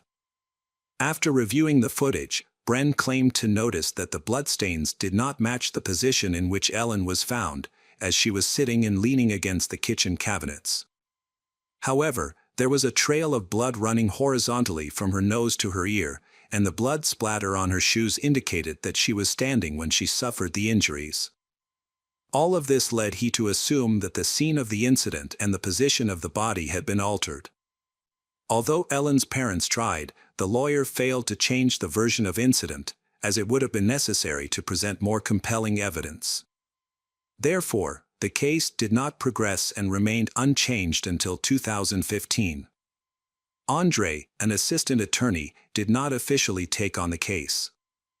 However, he was intrigued by the unusual circumstances and decided to review the file to understand what drove Ellen to her actions. Ellen's fiancé, Samuel, found her, and he told the police that the door was locked from the inside, which forced him to kick it open. Andre noted in a photograph from the scene that the lock was a simple hotel-style latch. This type of latch can be locked from both the inside and the outside by turning a screw. An analyst mentioned that this kind of latch typically cannot be broken by a kick without dislodging the door from its frame. Yet, the only damage observed on the door was a missing screw. Additionally, the police considered the fact that Ellen had no defensive wounds. It was unclear in which order her injuries occurred, but the final one was undoubtedly to the heart, where the knife was found. If one of the neck wounds had damaged her bone marrow, she would not have had any opportunity to defend herself. One of Ellen's head wounds, which indicated she was attacked from behind, caught Andre's attention. He raised these concerns with the forensic expert, who said a neurologist had examined Ellen and found no injury. He then asked for an official report to confirm there was no spinal injury, only to be told that no such report existed. It had been lost, suggesting it was more of a rumor that no one had substantiated. At the time, there was no neurologist in the Forensic Medical Examination Bureau, so Dr. Adams was brought in. She allegedly examined Ellen's spine and found no damage. However, it later emerged that no record existed of Dr. Adams being asked to perform this examination. In a 2018 interview, Dr. Adams claims that she did not examine Ellen's spine. Following this, Andre contacted a private investigator for the Greenberg family and recommended hiring a private neurologist. He discovered that Ellen's spine sample was still held at the Forensic Bureau, which seemed unnecessary. The family took this advice and hired Dr. Ross. He concluded in a report that Ellen's spinal cord was damaged by 2 severe wounds on her neck, making it impossible for her to inflict further injuries on herself. At the same time, Andre realized that the data the police had was provided by Samuel, Ellen's fiancé, who was at the scene. This was the only account of what happened in the apartment. Samuel said he had not been with Ellen for 45 minutes, and when he returned, he couldn't open the door. Neighbors said they heard Samuel screaming and calling Ellen's name through the door. Samuel said he became worried and started calling Ellen on the phone, sending her 9 text messages. When he got no response, he went downstairs to ask the building security guard if had any tools to open the door, but the guard refused to help. Later, Samuel claimed he went downstairs several more times, trying to persuade the guard to help him break down the door. In his official statement to the police, he said the guard was with him when he kicked the door open and entered. However, the guard told both the police and Ellen's family that he never left his post and did not accompany Samuel into the apartment. Additionally, the guard noted that Samuel, who claimed to have been at the gym, was wearing boots instead of sneakers. On the other hand, Samuel called 911 at 6:33 p.m., which means that an hour had already passed since he returned to the apartment and attempted to contact Ellen. This is very strange when analyzed. Let's think, he goes to the gym for half an hour. Later, when he returned home, he called Ellen to open the door, but she did not answer him. He shouts her name, tries to call her on the phone and sends her 9 text messages. How long should it take to realize that something is wrong? 10 to 20, maybe 30 minutes, but not an hour. Another strange thing that Andre discovered is that Samuel, before calling 911, made 2 calls, one to his parents and another to his uncle, who is a lawyer. Moreover, they arrived at the scene before the emergency services, and it was Samuel's parents who informed Ellen's parents about what happened. One thing is clear: no one would react in the same way as Samuel. Anyone would ask for help as soon as possible to try to save the life of the person they love, right? Andre listened to Samuel's call to 911, and he was surprised to hear Samuel speak in a calm tone. Even as Samuel said things like my God, his fiancée, there is blood, his voice remained steady. When the emergency services worker asked him to describe the situation, he ignored the request and instead talked about his trip to the gym and his return home. When they instructed him to perform CPR, Samuel asked, "Does he really need to do this?" After spending 2 or 3 minutes supposedly performing CPR, he suddenly told Day that he had just found a knife stuck in Ellen's chest. Remarkably, although he was beside her the whole time, but before that he had not seen it. This was no small tool, but a 10-inch long meat cleaver. It was clearly visible. After discovering it, he told Day that Ellen must have fallen on the knife. Following this, Samuel was taken to the police station to give a statement. He did so only in the presence of his lawyer and provided a very brief statement. After that, he refused to speak to detectives again, despite their repeated attempts to question him. It seemed there was no way to get him to talk. These things made Ellen's family believe that she was murdered. A neurologist hired by Ellen's family discovered a bone marrow perforation and also found signs of strangulation and bruising. However, many researchers reviewed the footage at the scene and were surprised to see only a small amount of blood. Ellen had 20 injuries, which raised suspicions that the crime scene may have been tampered with. However, the investigation did not conduct any crucial tests. The police did not even examine the trash after arriving at the scene. They simply observed and assumed she had died naturally, and without protecting the scene. Additionally, the day after this tragic incident, Samuel's uncle, cousin, and brother visited the apartment, supposedly to retrieve a suit. They took Samuel's laptop, Ellen's laptop, and her cell phone. The police only seized these items on January 29, 3 days later. Upon examination, the laptops showed search queries about ending one's life. Yet, the official report filed in April 2011 did not mention these searches. Ellen's parents and friends slightly changed their views about Samuel after the incident. They never labeled he as a suspect or culprit, but they did have doubts. They realized they had noticed changes in Ellen's behavior weeks before the incident but didn't think much of it at the time. Her friends observed that she started consulting Samuel on every decision, which was unusual for her. Ellen, once a happy girl, had become worried and insecure. One day, she told her parents she wanted to quit her job and move back home.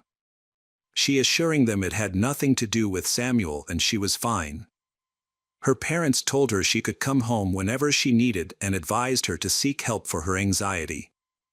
In 2019, Deputy Coroner and Dean of the Faculty of Health Sciences Gregory MacDonald presented a report supporting the police's version of incident.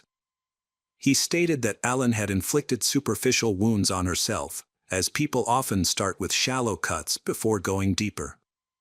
However, the deep wounds and marks that looked like signs of an attack also made him suspicious. After the incident, Samuel continued to contact the Greenberg family for a year, but their relationship eventually faded. He later sent them an email announcing his wedding. Today, he is married, has 2 children and lives a normal life, completely unrelated to the Greenberg family. The Greenberg family and their attorney have filed a lawsuit against the medical examiner, who performed the autopsy, and the Philadelphia County Coroner's Office to change and explain why the case was closed. In May 2020, a Philadelphia court finally supported their claim. The family hopes to receive the case file, which they were previously denied access to. There is also a CCTV video from the building. It does not show anything unusual, it only confirms the time Samuel left and returned to the apartment. They also asked to see the 911 call recording. These procedures were delayed, and the trial was rescheduled for 2021. If they win, the case will be reclassified and investigated as a murder. However, due to the time that has passed and the investigation's shortcomings, many clues have been lost forever, such as the luminol test. The Pennsylvania Attorney General's office closed the case in July 2022. The case has been transferred to the Chester County District Attorney's Office, which has assigned new investigators and a prosecutor to take over. This change was supported by Ellen's parents. They have always maintained that their daughter did not end her life.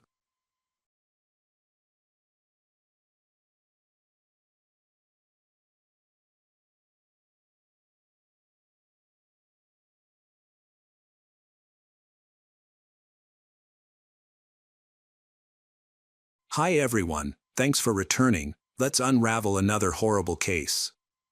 The case of Michaela Costanzo. Michaela Constance was born on May 3, 1994, in the small town of West Endeavor, Elko County, Nevada, USA. She was the youngest daughter of Celia and Theodore. She has two sisters named Christina and Delisha. She is famous for her cheerful personality, and she also easily spreading joy to her family and friends. She has a unique perspective on life. She uses her sensitivity to see the good in people and situations. Michaela was very close to her sisters, and they looked so alike that it was sometimes hard to tell them apart. In high school, Michaela became well known and popular. Initially, she stood out for her excellent grades, and later for her impressive performances on the track and field team, which she practiced diligently. Her peers saw her as a star. She also loved writing poetry, with a passion for literature and a dream of becoming a writer. When given the opportunity to demonstrate her storytelling skills, she eagerly took on the job of editing the school newspaper. Christina, her sister, witnessed her success firsthand, as they went to school together every day.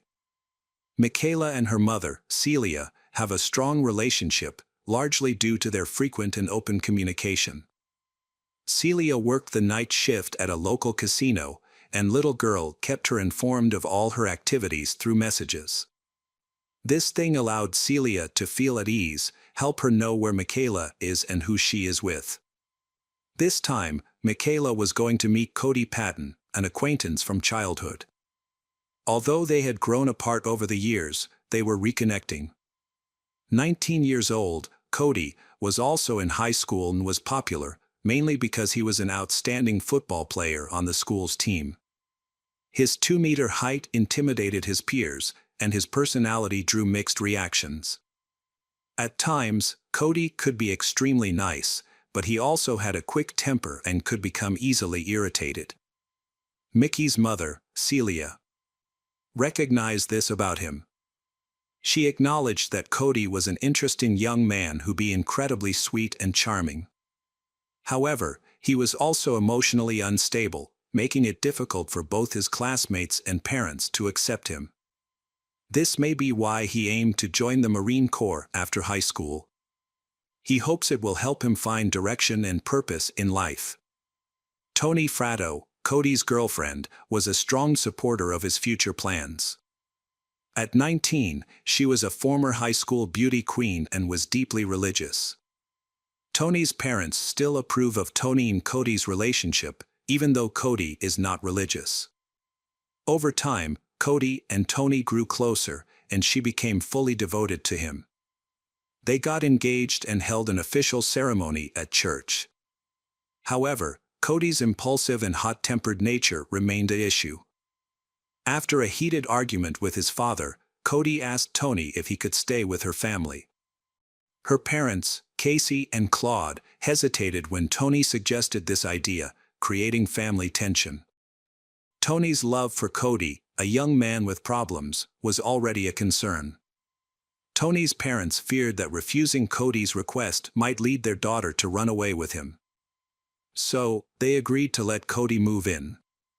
They hoped this will help them take care of their daughter, while also helping Cody succeed in the future. Over time, Tony's relationship with Cody's parents improved, and they acknowledged that Cody was not a stranger to their family. However, Tony remained uneasy. Even though Cody has proven to her that he wants to be with her, but she felt uncertain about their relationship, especially during his interactions with Michaela. Tony kept a diary to express her fears. She fears that Cody will fall in love with Michaela, and that he might leave her for Michaela. This tormented Tony, and her suspicions were not unfounded. Cody was secretly seeing someone else, but it wasn't Michaela, it was an older woman from out of town. Instead of reassuring Tony, he took advantage of her jealousy for his own amusement. He provoking her by interacting with Michaela in the school hallways and sending explicit texts. Tony responded to these provocations by publicly insulting Michaela. Michaela started a relationship with Javier, a young man from school. She wasn't interested in Cody, neither romantically nor as a friend. Therefore, it was unpleasant for her to encounter Tony, who was jealous and often insulted her. The situation worsened as Tony's attacks became more frequent, and arguments between Tony and Cody increased. They discussed their issues in front of classmates. On Thursday, March 3, 2011, Michaela went to school as usual. Christina informed Michaela that she couldn't pick Michaela's up after her running practice because she had a race out of town. Meanwhile, Cody had borrowed a van from a woman he was seeing and exchanged several text messages with Michaela throughout the day. After track practice, around 5 p.m., Michaela decided to walk home since it was only 2 kilometers away. As Michaela was leaving through the back door of the school, she encountered Cody. He attacked her, tied her hands, and forced her into a van. He then picked up Tony. They drove to the outskirts of town, to a vast desert area known as the Gravel Pits, about 8 kilometers west of the Nevada-Utah border. Once there, Cody and Tony pulled the girl out of the van, began beating her, and insulted her with horrible words. After hitting her several times with a shovel, they inflicted knife wounds on her and watched her die. They then removed Michaela's clothes and burned them along with her other belongings. Using the same shovel, Cody dug a shallow grave, placed the body inside, covered it with soil, camouflaged it with vegetation, and then fled the scene with Tony. When Michaela didn't show up and didn't answer calls or texts, her mother, Celia, became worried. As it was getting dark, she decided to leave work early. Celia returns home to find that her 2 older daughters, Christina and Delicia, have been asking around to see if they know where Michaela is. However, no one knows where Michaela is. So, she went to the police to report her youngest daughter, Michaela, missing. The West Wendy police immediately launched an investigation, led by experienced Detective Donald Beckham. When they asked Celia if she had been in contact with Michaela in the past few hours, she replied no. The next morning, the police interviewed Michaela's classmates and friends, including Cody. Cody declared that the last time he saw her was with her boyfriend in front of the school gate. However, this contradicted the accounts of other witnesses. They said they saw Michaela at the back of the building after school. Meanwhile, at home, Celia is extremely scared and uncertainty. Delicia called and texted Michaela several times, hoping for a response. When they discovered Michaela hadn't come home the night before, Christina had dismissed it as teenage rebellion, but now she has changed her mind. Meanwhile, search parties scoured the desert around the city, while the police focused on questioning people close to Michaela, including her boyfriend Javier. He mentioned that Michaela was not someone who would hide things or act strangely. After 2 days of searching, investigators found several unusual things in the desert. They found fresh tire tracks, leading to a spot with fresh blood stains. There was also a suspicious-looking mound of dirt, covered in bushes. Detectives alerted forensic experts, and they quickly arrived at the scene. Upon excavation, they found Michaela's body, showing signs of beatings on her face and neck. A tie was also found in her hand. The police then reviewed the school CCTV footage for more evidence. As soon as Michaela's family was informed that her body had been found, Delisha broke down completely. Delisha felt as if a part of her had been taken away. She couldn't work or focus on anything, because she kept thinking about her younger sister's image, Michaela. Investigators have begun looking into Michaela's phone activity and her social connections.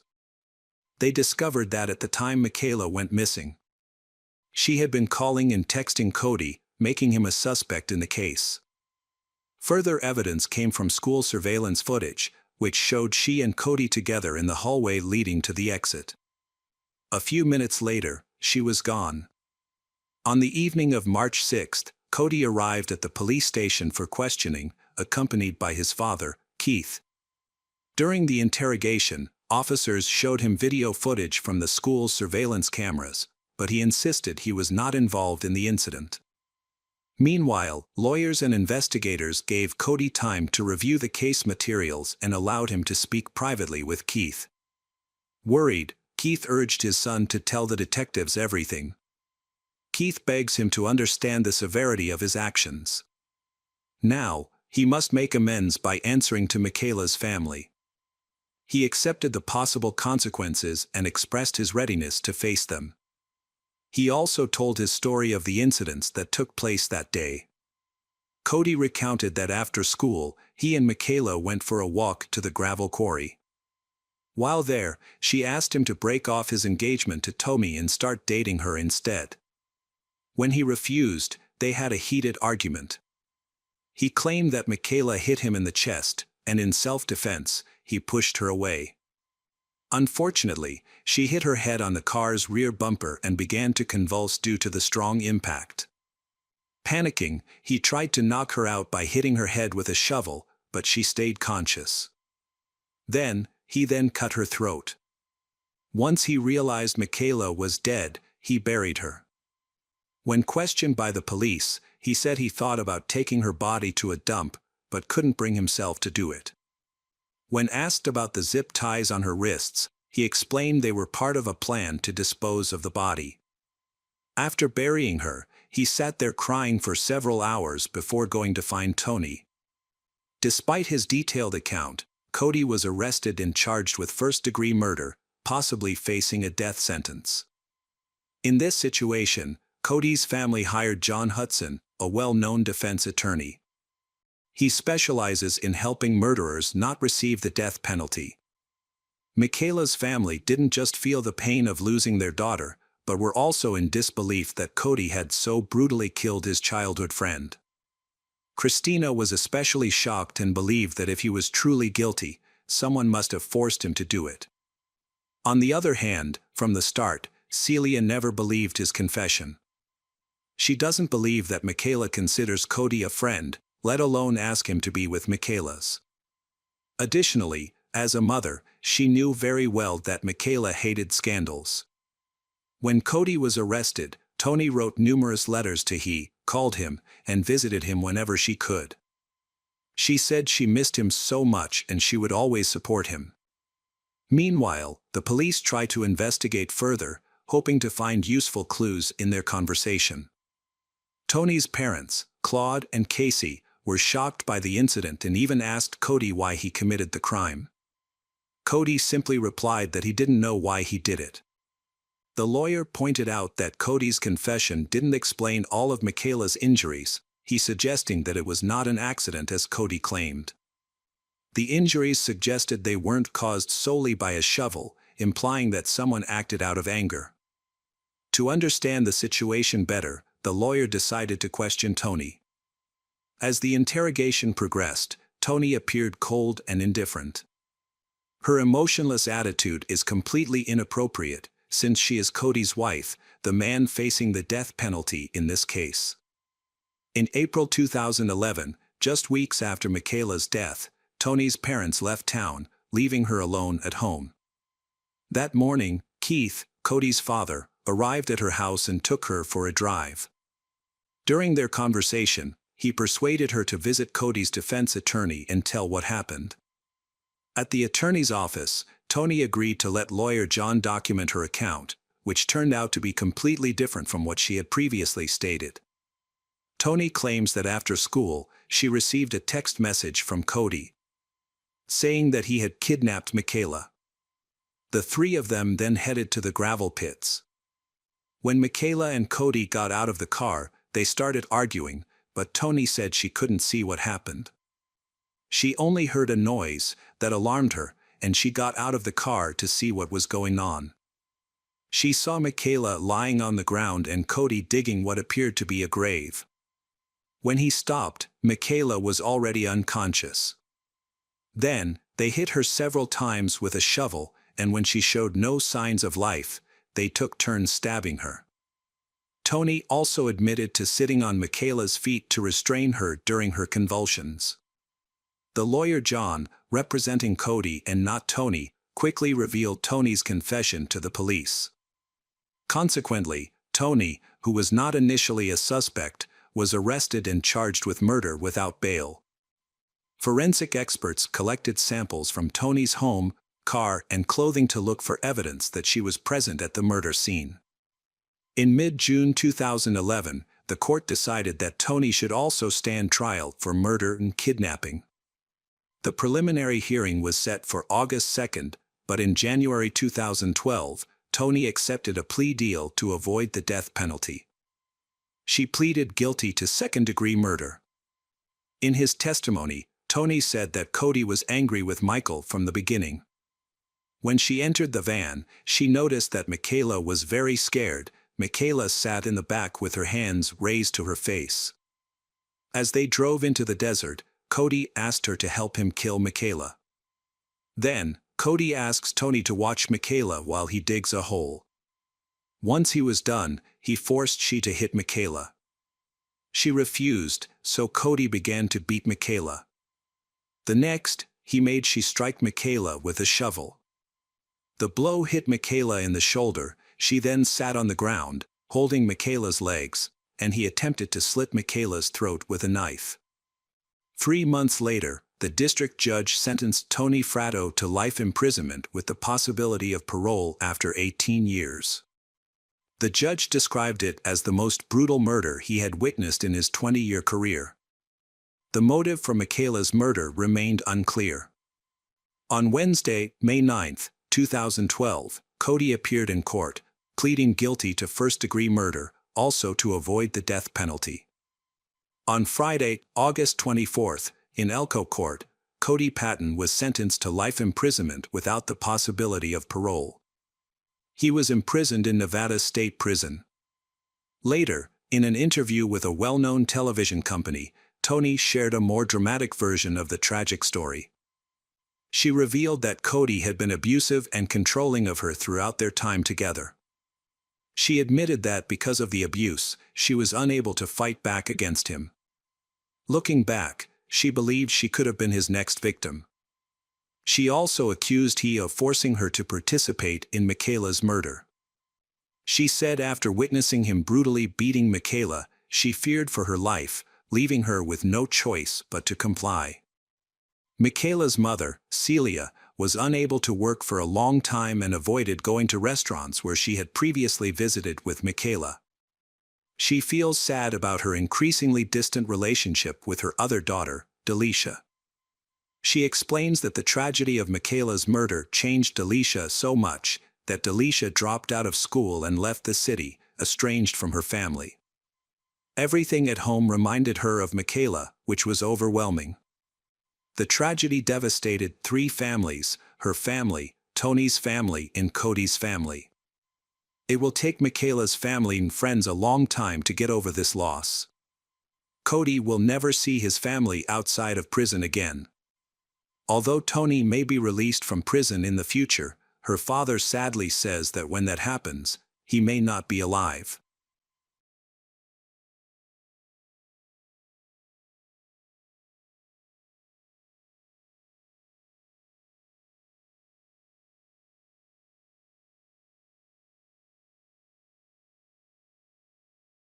Hello again, true crime fans. We've got another mysterious case to explore. The case of Molly Tibbetts. Molly Tibbetts was a vibrant young woman born in San Francisco on May 8, 1998, to Rob and Laura Tibbetts. She had two brothers, Jake and Scott. Molly was fortunate to grow up with loving parents and began to excel in school shortly after starting second grade. Life presented Molly with an unexpected challenge. Things were going well for her and her parents until they decided to divorce.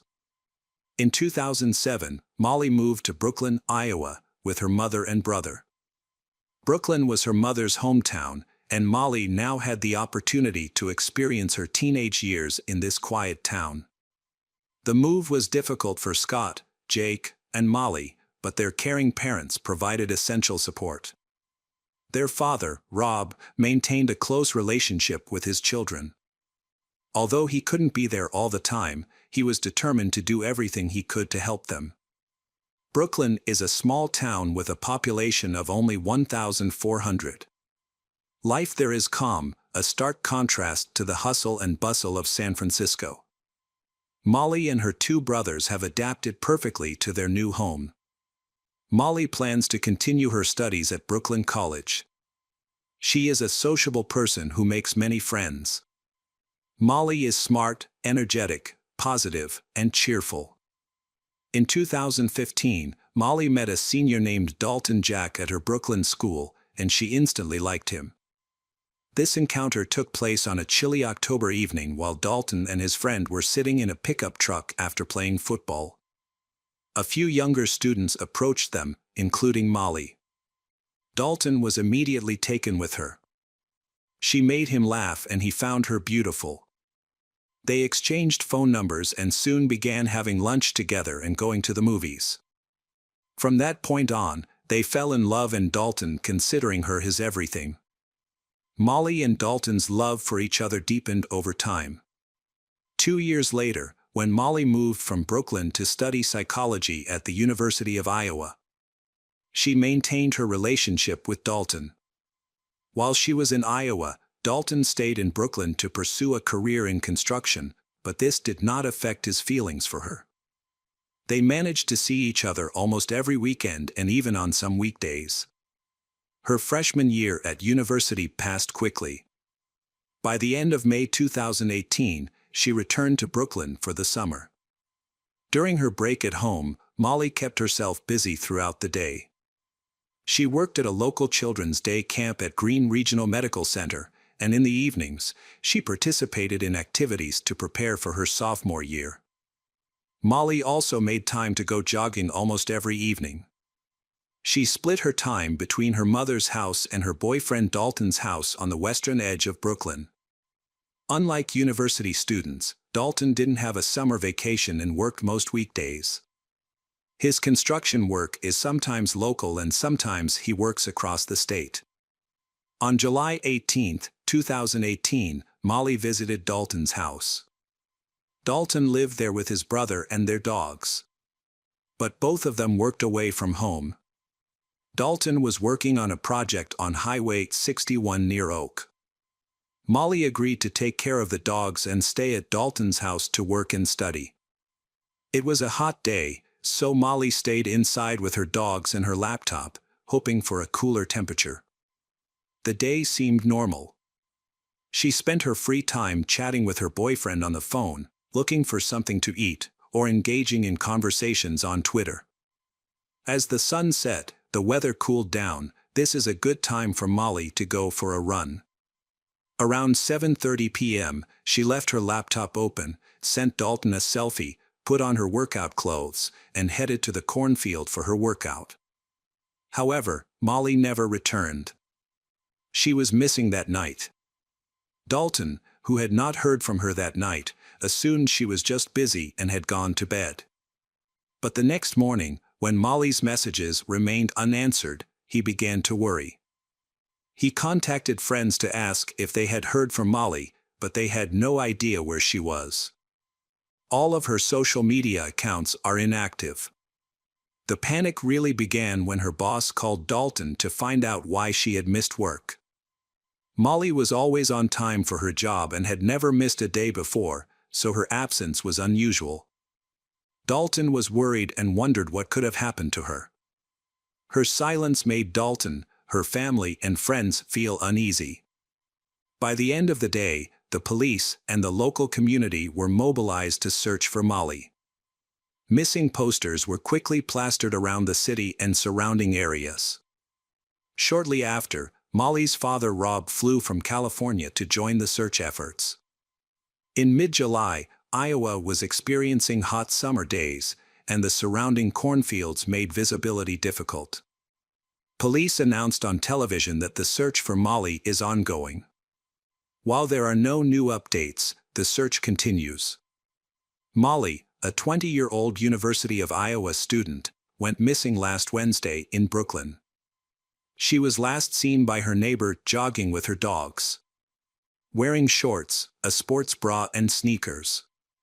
At the time, Molly's whereabouts were unknown. The only confirmed sighting was when a neighbor saw her running east of town that evening. Police had no further leads. As the weeks passed, the reward for information about Molly had increased significantly, to nearly $400,000. They even created a website to encourage the public to share any information about Molly. Police also analyzed data from Molly's fitness tracker to determine her running route. Despite all the efforts, the investigation remained unsolved until mid-August. A person in northeast Brooklyn was reviewing surveillance footage when she noticed something unusual. Concerned, she reported her findings to the police, leading to a crucial discovery. The footage showed a 1951 Chevrolet with chrome side mirrors and handles. Initially, nothing unusual appeared, but the car returned and appeared on surveillance cameras multiple times. Then, at 8:07 p.m., the same Chevrolet was recorded again. This time speeding away. Based on the footage, the car, which was behaving erratically at the same time and place that Molly went missing, caught the attention of the police. They began searching for the car in the small town. They quickly located it. A day after reviewing the video of the black Chevrolet, deputy sheriffs spotted the vehicle on the road. Instead of stopping immediately, he followed the car until the driver stopped. The deputy sheriff approached the driver's window and identified him as John Bath. When asked about Molly's disappearance, John claimed he had no knowledge of her and was not involved. He was allowed to leave, but his freedom was short-lived. Just 2 days later, police officers visited John's workplace at a dairy farm and noticed he was now driving a different car, which belonged to his girlfriend. At this point, the police began to take notice of John, but they had no evidence that he was involved in Molly's disappearance. The police took John to the local police station for further questioning. Although John was not required to answer their questions, he chose to cooperate. The interrogation lasted several hours, and ultimately, John confessed. However, his real name was Christian Bahina Rivera, and he lived and worked in rural Polk County near Brooklyn. Originally from Mexico, he had entered the United States illegally at the age of 17. Because he could not work legally, he was not registered in any official system, including at his job on a farm near Brooklyn. During questioning, police asked Christian if he knew where Molly was, and he admitted that he had seen her the night she disappeared. He explained that he had noticed her before deciding to approach her. When he ran over to strike up a conversation, Molly did not respond. When he persisted, she took out her phone and warned him to leave or she would call the police. The next day, August 21st, after more than 10 hours of questioning, Christian agreed to lead the police to a remote area outside of Brooklyn. When the police arrived and got out of their car, they found Molly's body. She was lying under some corn stalks, wearing only a sports bra and socks. Christian confessed that when he confronted Molly and she threatened to call the police, he acted out of anger and ended up killing her, then hiding her body in a cornfield. Molly suffered between 7 and 12 stab wounds to the chest, ribs, neck, and skull, ultimately leading to her death. This tragic news has left Molly's family, friends, and acquaintances heartbroken. As they learned more about the circumstances of Molly's death, their grief turned to anger. On August 22, Christian was charged with first-degree murder. Concerns that he might flee led to his bail being raised from $1 million to $5 million. As the investigation into Molly's disappearance turns into a murder case, developments related to her case continue to surface both in public and in the media. The following month, Christian denied any involvement in the case, despite initially confessing to Molly's murder. He later recanted his confession. Police made significant progress in the case. They searched Christian's black Chevrolet and discovered blood in both the trunk and on the rims. Testing revealed that the blood belonged to Molly, indicating that she had been in Christian's trunk that night. A series of bureaucratic delays postponed the court case. The public trial of Christian was delayed for several months and moved to another county for safety reasons. In August 2019, Christian's defense team submitted a 20-page motion arguing that his confession should not be used as evidence. They claimed he was not properly informed of his Miranda rights because of his foreign nationality. This means that although he admitted to killing Molly, he did not receive a warning that anything he said could be used against him in court. Therefore, his confession could not be used as evidence. In addition, the judge postponed Christian's trial until 2020 to allow more time to review the case. In 2020, the trial was postponed again. On May 17, 2021, Christian Bahena Rivera's trial finally began. His defense team argued that the police had violated his rights before charging him with murder. They claimed that the police had used illegal interrogation methods to force Christian to confess. When this approach failed, the defense attempted to blame Molly's boyfriend, Dalton, claiming that he had cheated on her 3 years earlier and then killed her. However, Dalton had a solid alibi for the time of Molly's disappearance.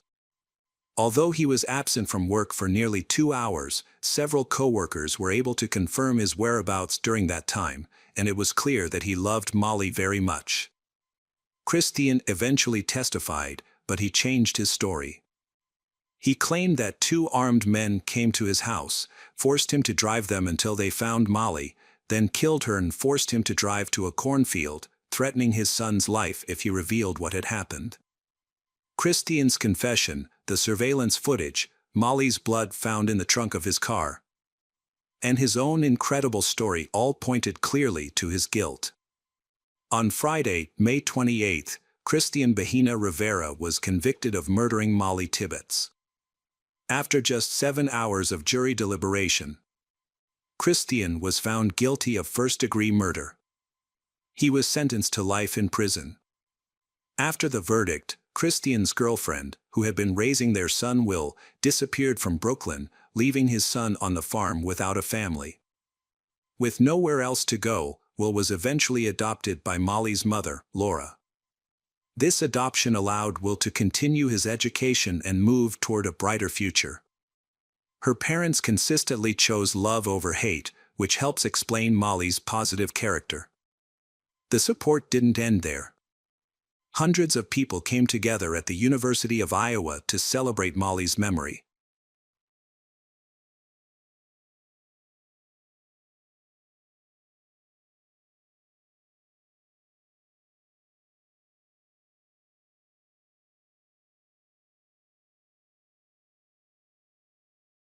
Hello friends, welcome to our channel. Today we're going to take a look at another horrible case with you. The case of Jeffrey Hazelwood. Natalie Henderson, Carter Davis, and Jeffrey Hazelwood are 3 residents of Roswell. Natalie and Carter are friendly, intelligent, and optimistic. Natalie is actively involved in school activities, often representing the school at social events, while Carter balances academics and sports. Jeffrey, on the other hand, struggles with his studies, with his grades and academic performance significantly lower than his peers. As a teenager, Jeffrey was sent to a military-style school, and after graduating, he remained unemployed for several years. He later found a job in government, which allowed him to support himself. Jeffrey had a challenging childhood. He was born on July 10, 1996, into difficult circumstances. His mother, Sherry, was only 19 years old when he was born, and Sherry's partner abandoned her before Jeffrey was born. During her pregnancy, Sherry struggled with drug use. Those around her realized that she was incapable of caring for a child. As a result, when Jeffrey was 6 months old, he moved in with his grandparents. Although Jeffrey's grandparents loved him, his troubled relationship with his mother leading to him being labeled a difficult child. Throughout his teenage years, there were many incidents reported in Jeffrey's family. Jeffrey frequently engaged in dangerous activities.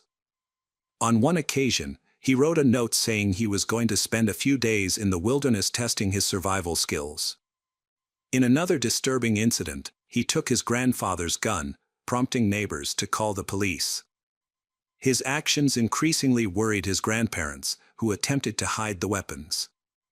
Despite their efforts, Jeffrey, who was smart and determined, successfully broke into a safe and took the knives and swords he loved.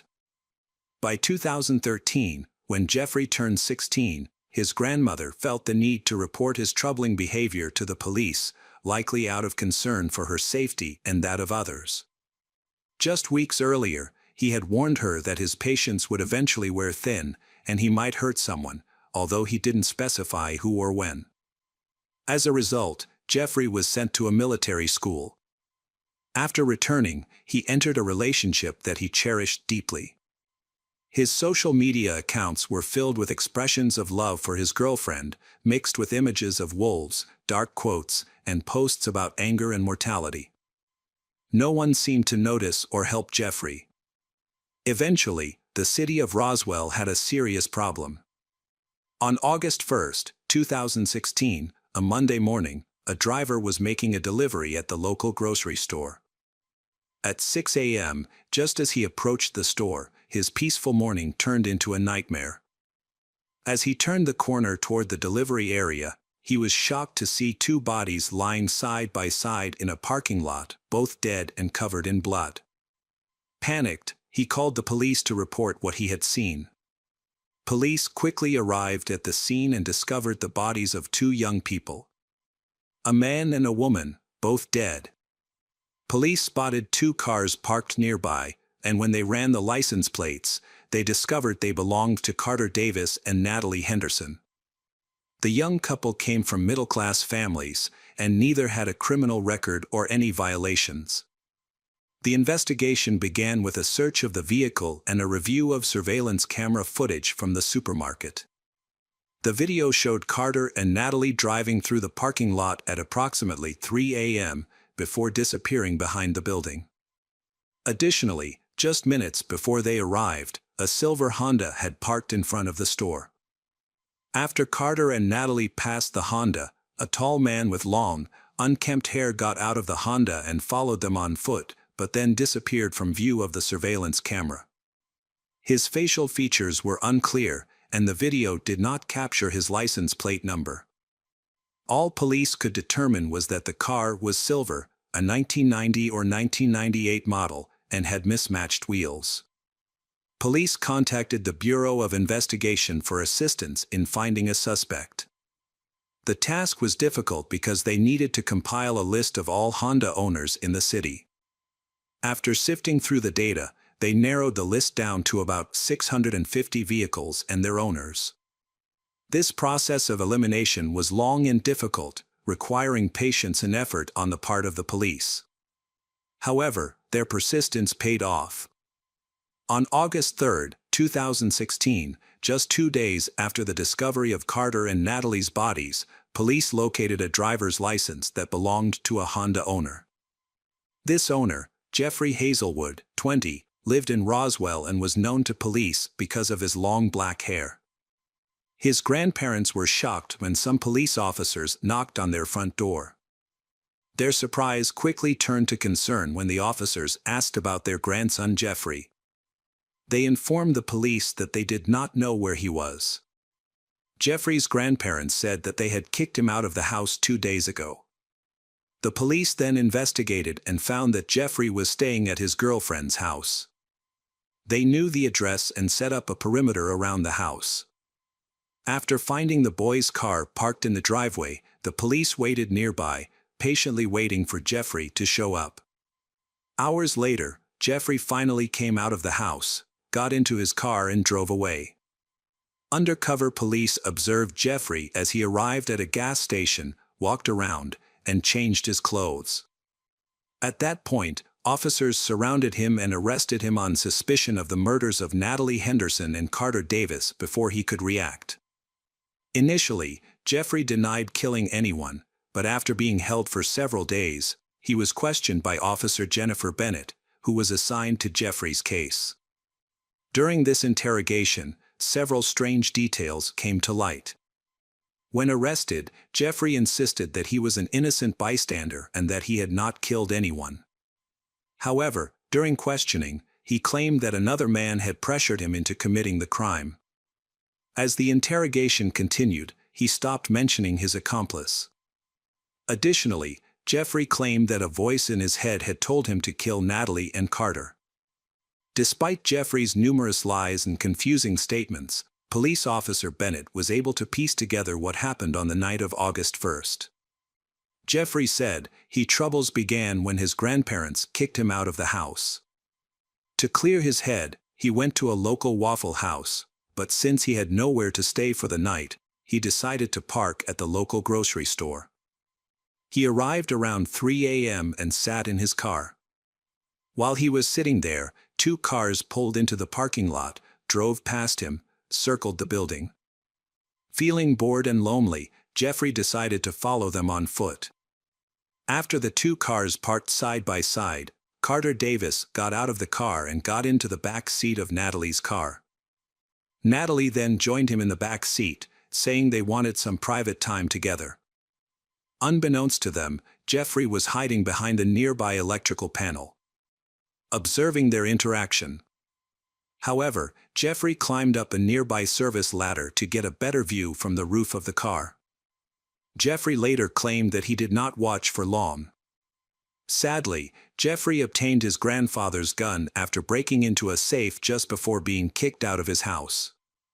What he did next was horrific. He climbed down from the roof, approached Natalie's car, and demanded that Carter exit the vehicle. He struck Carter with the gun. In that moment of panic, Jeffrey realized Carter was taller and stronger, putting him at a disadvantage in a physical struggle. In a shocking act, he raised the gun and shot Carter in the head at close range, then ordered Natalie to get out of the car. Without detailing what he did to her, Jeffrey later shot Natalie in the back of the head after she turned away. After both victims were dead, he ransacked Natalie's car, took her wallet, and drove away.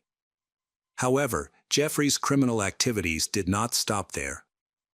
That night, he was found at a gas station using Natalie's credit card to fill up his car. Surveillance cameras even recorded Jeffrey wearing a mask to hide his identity. During questioning, he stated that despite having the mask and gun, he did not take any further action. Jeffrey stated that he needed the mask to hide his identity from the person who ordered him to kill Natalie and Carter. After stopping at the gas station, he returned to the bodies. He placed the bodies on the asphalt as they had been found that morning. He then called his girlfriend and asked if he could stay with her until he could sort out his family issues. She had no idea that he had just killed someone, and she welcomed him into her home. Eventually, the police tracked him down and arrested him. During the trial, his behavior was highly erratic. He talked to himself, claimed to hear voices, and even spoke with a British accent, at one point sat shaking, made erratic head movements and talked to himself. He was also observed conversing with an imaginary dog and pretending to hit it on the head. At a later hearing, Officer Bennett shared Jeffrey's confession, revealing the disturbing details he described about that night. He said he pulled Natalie out of the car, forced her onto the hood, and then shot her in the head. The defense argued that Jeffrey exhibited symptoms of schizophrenia, bipolar disorder, Asperger's syndrome, and dissociative identity disorder. While each of these conditions can be controlled individually, the combination of all four conditions makes him an extremely unstable person. However, none of these conditions had been formally diagnosed. As such, he was deemed competent to stand trial and, with appropriate treatment, could become stable enough to understand the proceedings. Given the overwhelming amount of evidence, including forensic material from surveillance camera footage and seized items, the proof against him was strong. The prosecution quickly built a strong case against Jeffrey. The initial trial was scheduled for September 9, 2016, but it was postponed multiple times because he needed treatment. He was moved to a secure psychiatric hospital to continue his care until a new trial date was established. A hearing was conducted to evaluate Jeffrey's competence, particularly his ability to understand the legal proceedings. While he occasionally rocked in his chair, psychologists could not pinpoint his specific mental disorders. However, they diagnosed him with psychosis, which is a disorder that causes a disconnection from reality rather than a mental illness itself. Finally, on May 17, 2017, Jeffrey appeared in court as he was nearing recovery. He was not allowed to speak during treatment, so his attorney spoke on his behalf. The judge offered him a plea deal regarding the murders of Carter and Natalie, which Jeffrey accepted. He was then sentenced to 2 life sentences without the possibility of parole, ensuring that Jeffrey would spend the rest of his life in prison or a mental hospital.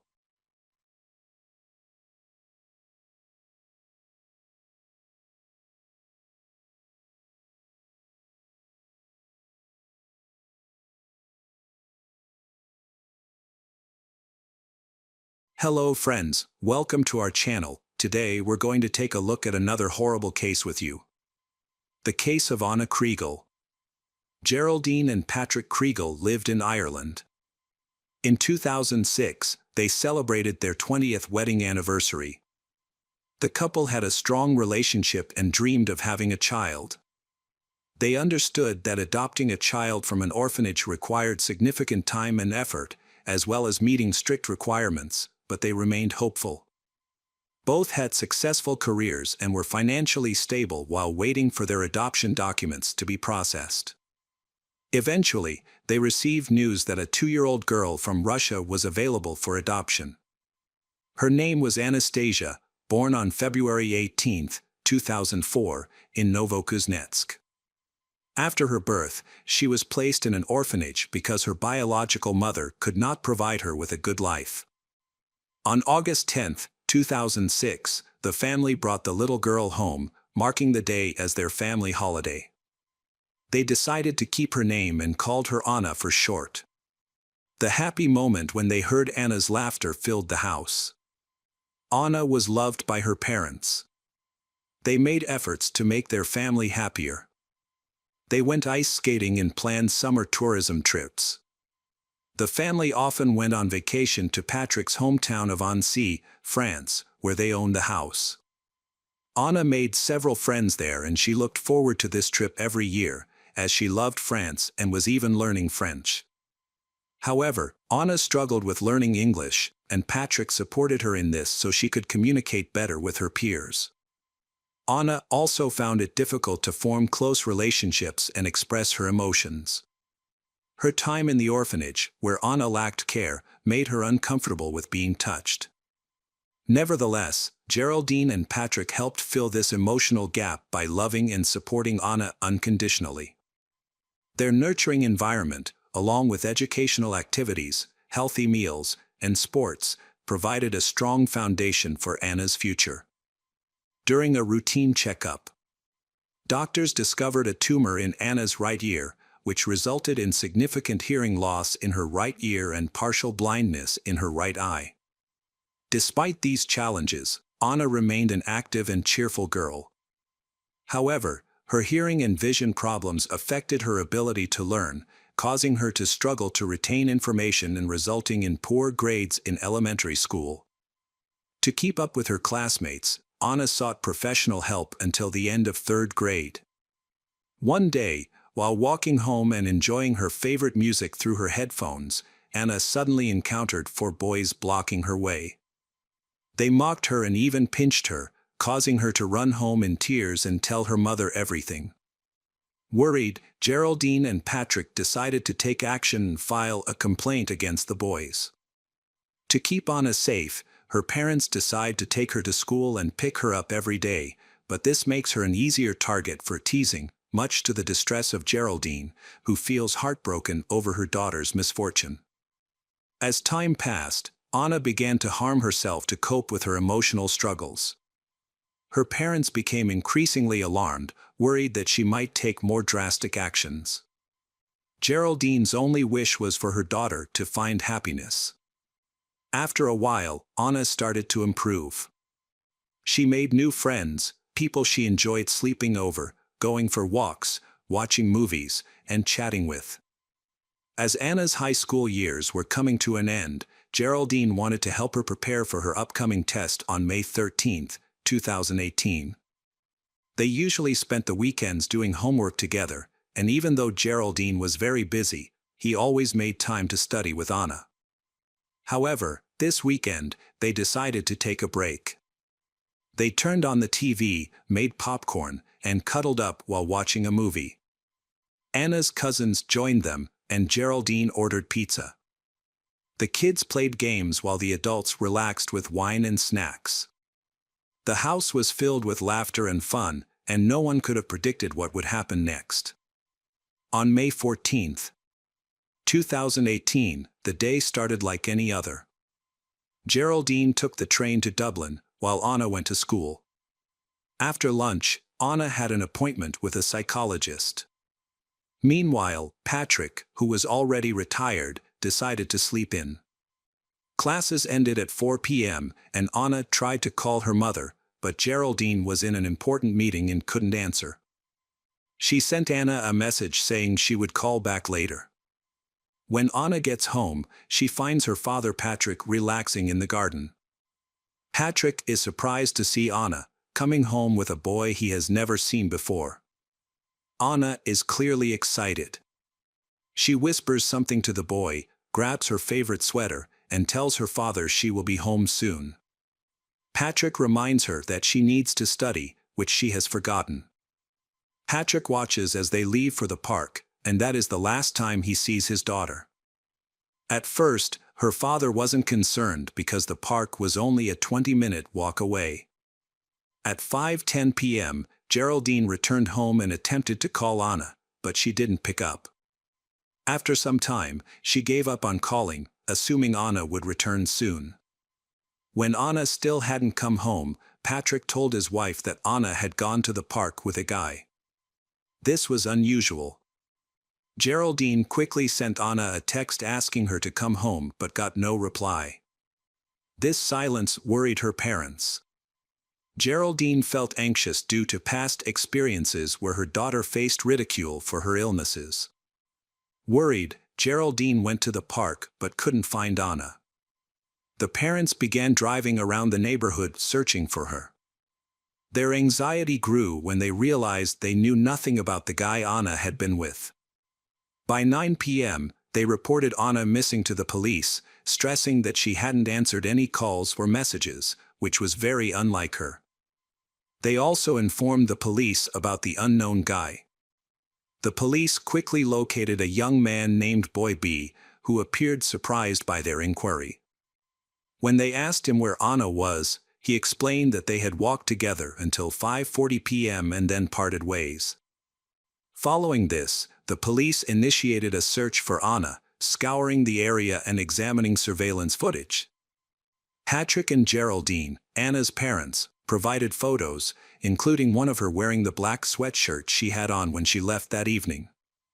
While the police analyzed video footage that showed Boy B and Anna in the park around 5 p.m., they noticed that at 5:14 p.m., the two left the park through a different exit, and after that, Anna seemed to have disappeared without a trace. The investigation was accelerated when a witness reported seeing the couple in the park. The video showed Boy B walking alone in the park at 5:49 p.m. When pressed by police, Boy B revealed that he had been with a friend named Boy A, who had feelings for Anna, and that he had facilitated their meeting. With this new lead, police stepped up their search efforts, sharing information about Anna's disappearance on social media and in local newspapers. At the same time, the search for Boy A started. His backpack was discovered, and security cameras captured him going in and out of the park, but there was a long period where he wasn't seen. Some people thought Anna might have run away, but that idea was quickly rejected. To solve the mystery of her disappearance, police carefully examined what happened in the park that day, looking closely at the actions of Boy B and Boy A with their parents present. The boys' interactions raised suspicions among the police, resulting in them being questioned separately. Boy B's testimony remained consistent, but Boy A's story differed. He was surprised when Boy B asked him to go with him, knowing that Anna had feelings for him. During their conversation, Boy A described a frightening incident in which two unknown men attacked them, leading to a struggle in which he injured one of the attackers. He showed police his injuries, including scratches and cuts to his face, suggesting that the unknown men might be involved in Anna's disappearance. As a result, the police asked for descriptions of the attackers and collected the boys' belongings for DNA testing.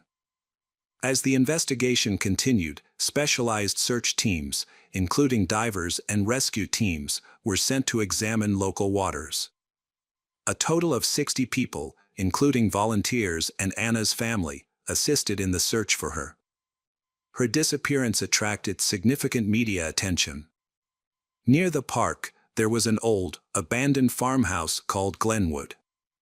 An eyewitness saw some young people going inside, which led the police to investigate. The farmhouse was 2 stories high and covered 42 hectares of land, but it was in a state of disrepair, with many collapsed roofs and walls. It was puzzling why the police hadn't examined the place sooner. They began their search in the park and then moved towards the farmhouse, thoroughly checking both the house and the surrounding fields. Inside, the house was dark and empty. One of the officers was struck by a strong, foul odor that filled the room. The officers then discovered the body of a woman, surrounded by clothes and a broken phone. There were also traces of blood nearby, along with a brick and a large tree branch. Based on the clothing, it was determined that it was Anna's body. She had multiple wounds, and her neck was wrapped in duct tape. Her body lay among broken bottles and debris. The incident profoundly affected Geraldine and Patrick, as the loss of their beloved daughter was an unimaginable sorrow. The whole city was informed of the events, leaving many residents in shock. The farmhouse, which was once a safe place for children to play, had turned into the site of a terrible crime. On May 18, 2018, hundreds attended Anna Kriegel's funeral, wearing red and white armbands in her memory. The Eiffel Tower represented her love for her hometown, while her father honored her birthplace by wearing the Russian flag and carrying a doll. An autopsy revealed that Anna had suffered about a dozen injuries to her body, with numerous bruises and cuts concentrated on her head, face, and neck. The cause of death was determined to be blunt force trauma to the head. An asphyxiation suggested she had been raped. Evidence of semen was found at the scene. Her death occurred between 5:25 and 5:54 p.m., shortly after she left the park. At the entrance to the building, she was beaten with a heavy stick and then hit with a brick, leaving blood splattered on the wall. On May 24, police gathered all the evidence and arrested 2 teenagers, Boy B and Boy A, who were last seen with Anna. The townspeople were shocked, as both were suspected of killing her. In Boy A's backpack, they found a zombie mask with traces of Anna's blood, along with gloves and knee pads. Semen found at the crime scene matched Boy A's DNA, and Anna's blood was also found on his shoes and clothes. Despite the evidence against Boy A, no DNA was linked to Boy B. During questioning, Boy B admitted that he saw Anna enter an abandoned house with Boy A but claimed that he did not know what Boy A was up to. Boy B wanted to enter the house but was frightened when he heard screaming coming from the entrance. He then sees Boy A tearing Anna's clothes, realizing the danger, but Boy B does not speak up, even though Anna's fate depends on his actions. Both boys were released on bail while awaiting their trial, which caused frustration among local residents. People became increasingly concerned for their safety, especially since the identities of the boys had not been made public. Both boys came from well-respected and successful families, and they had no previous criminal records or mental health issues, which surprised the community. Their case hearing took place on April 30, 2019. It was a closed hearing, with only the parents of the two teenagers in attendance. The prosecutor explained that Boy B deceived Anna into leaving her home by claiming she would meet Boy A, someone she was interested in. Instead, Boy B took her to an abandoned house where she was raped. The jury trial took place on June 12, 2019, and 5 days later, Boy A received a life sentence, with the option for a review after 12 years. Boy B was also convicted for Anna's death, despite insufficient physical evidence, and was sentenced to 15 years, eligible for review after 8 years. By law, their identities must remain confidential, and if released, they will be provided with new identities. However, Anna's parents endured the heaviest loss. Geraldine expressed that life without Anna lost its meaning.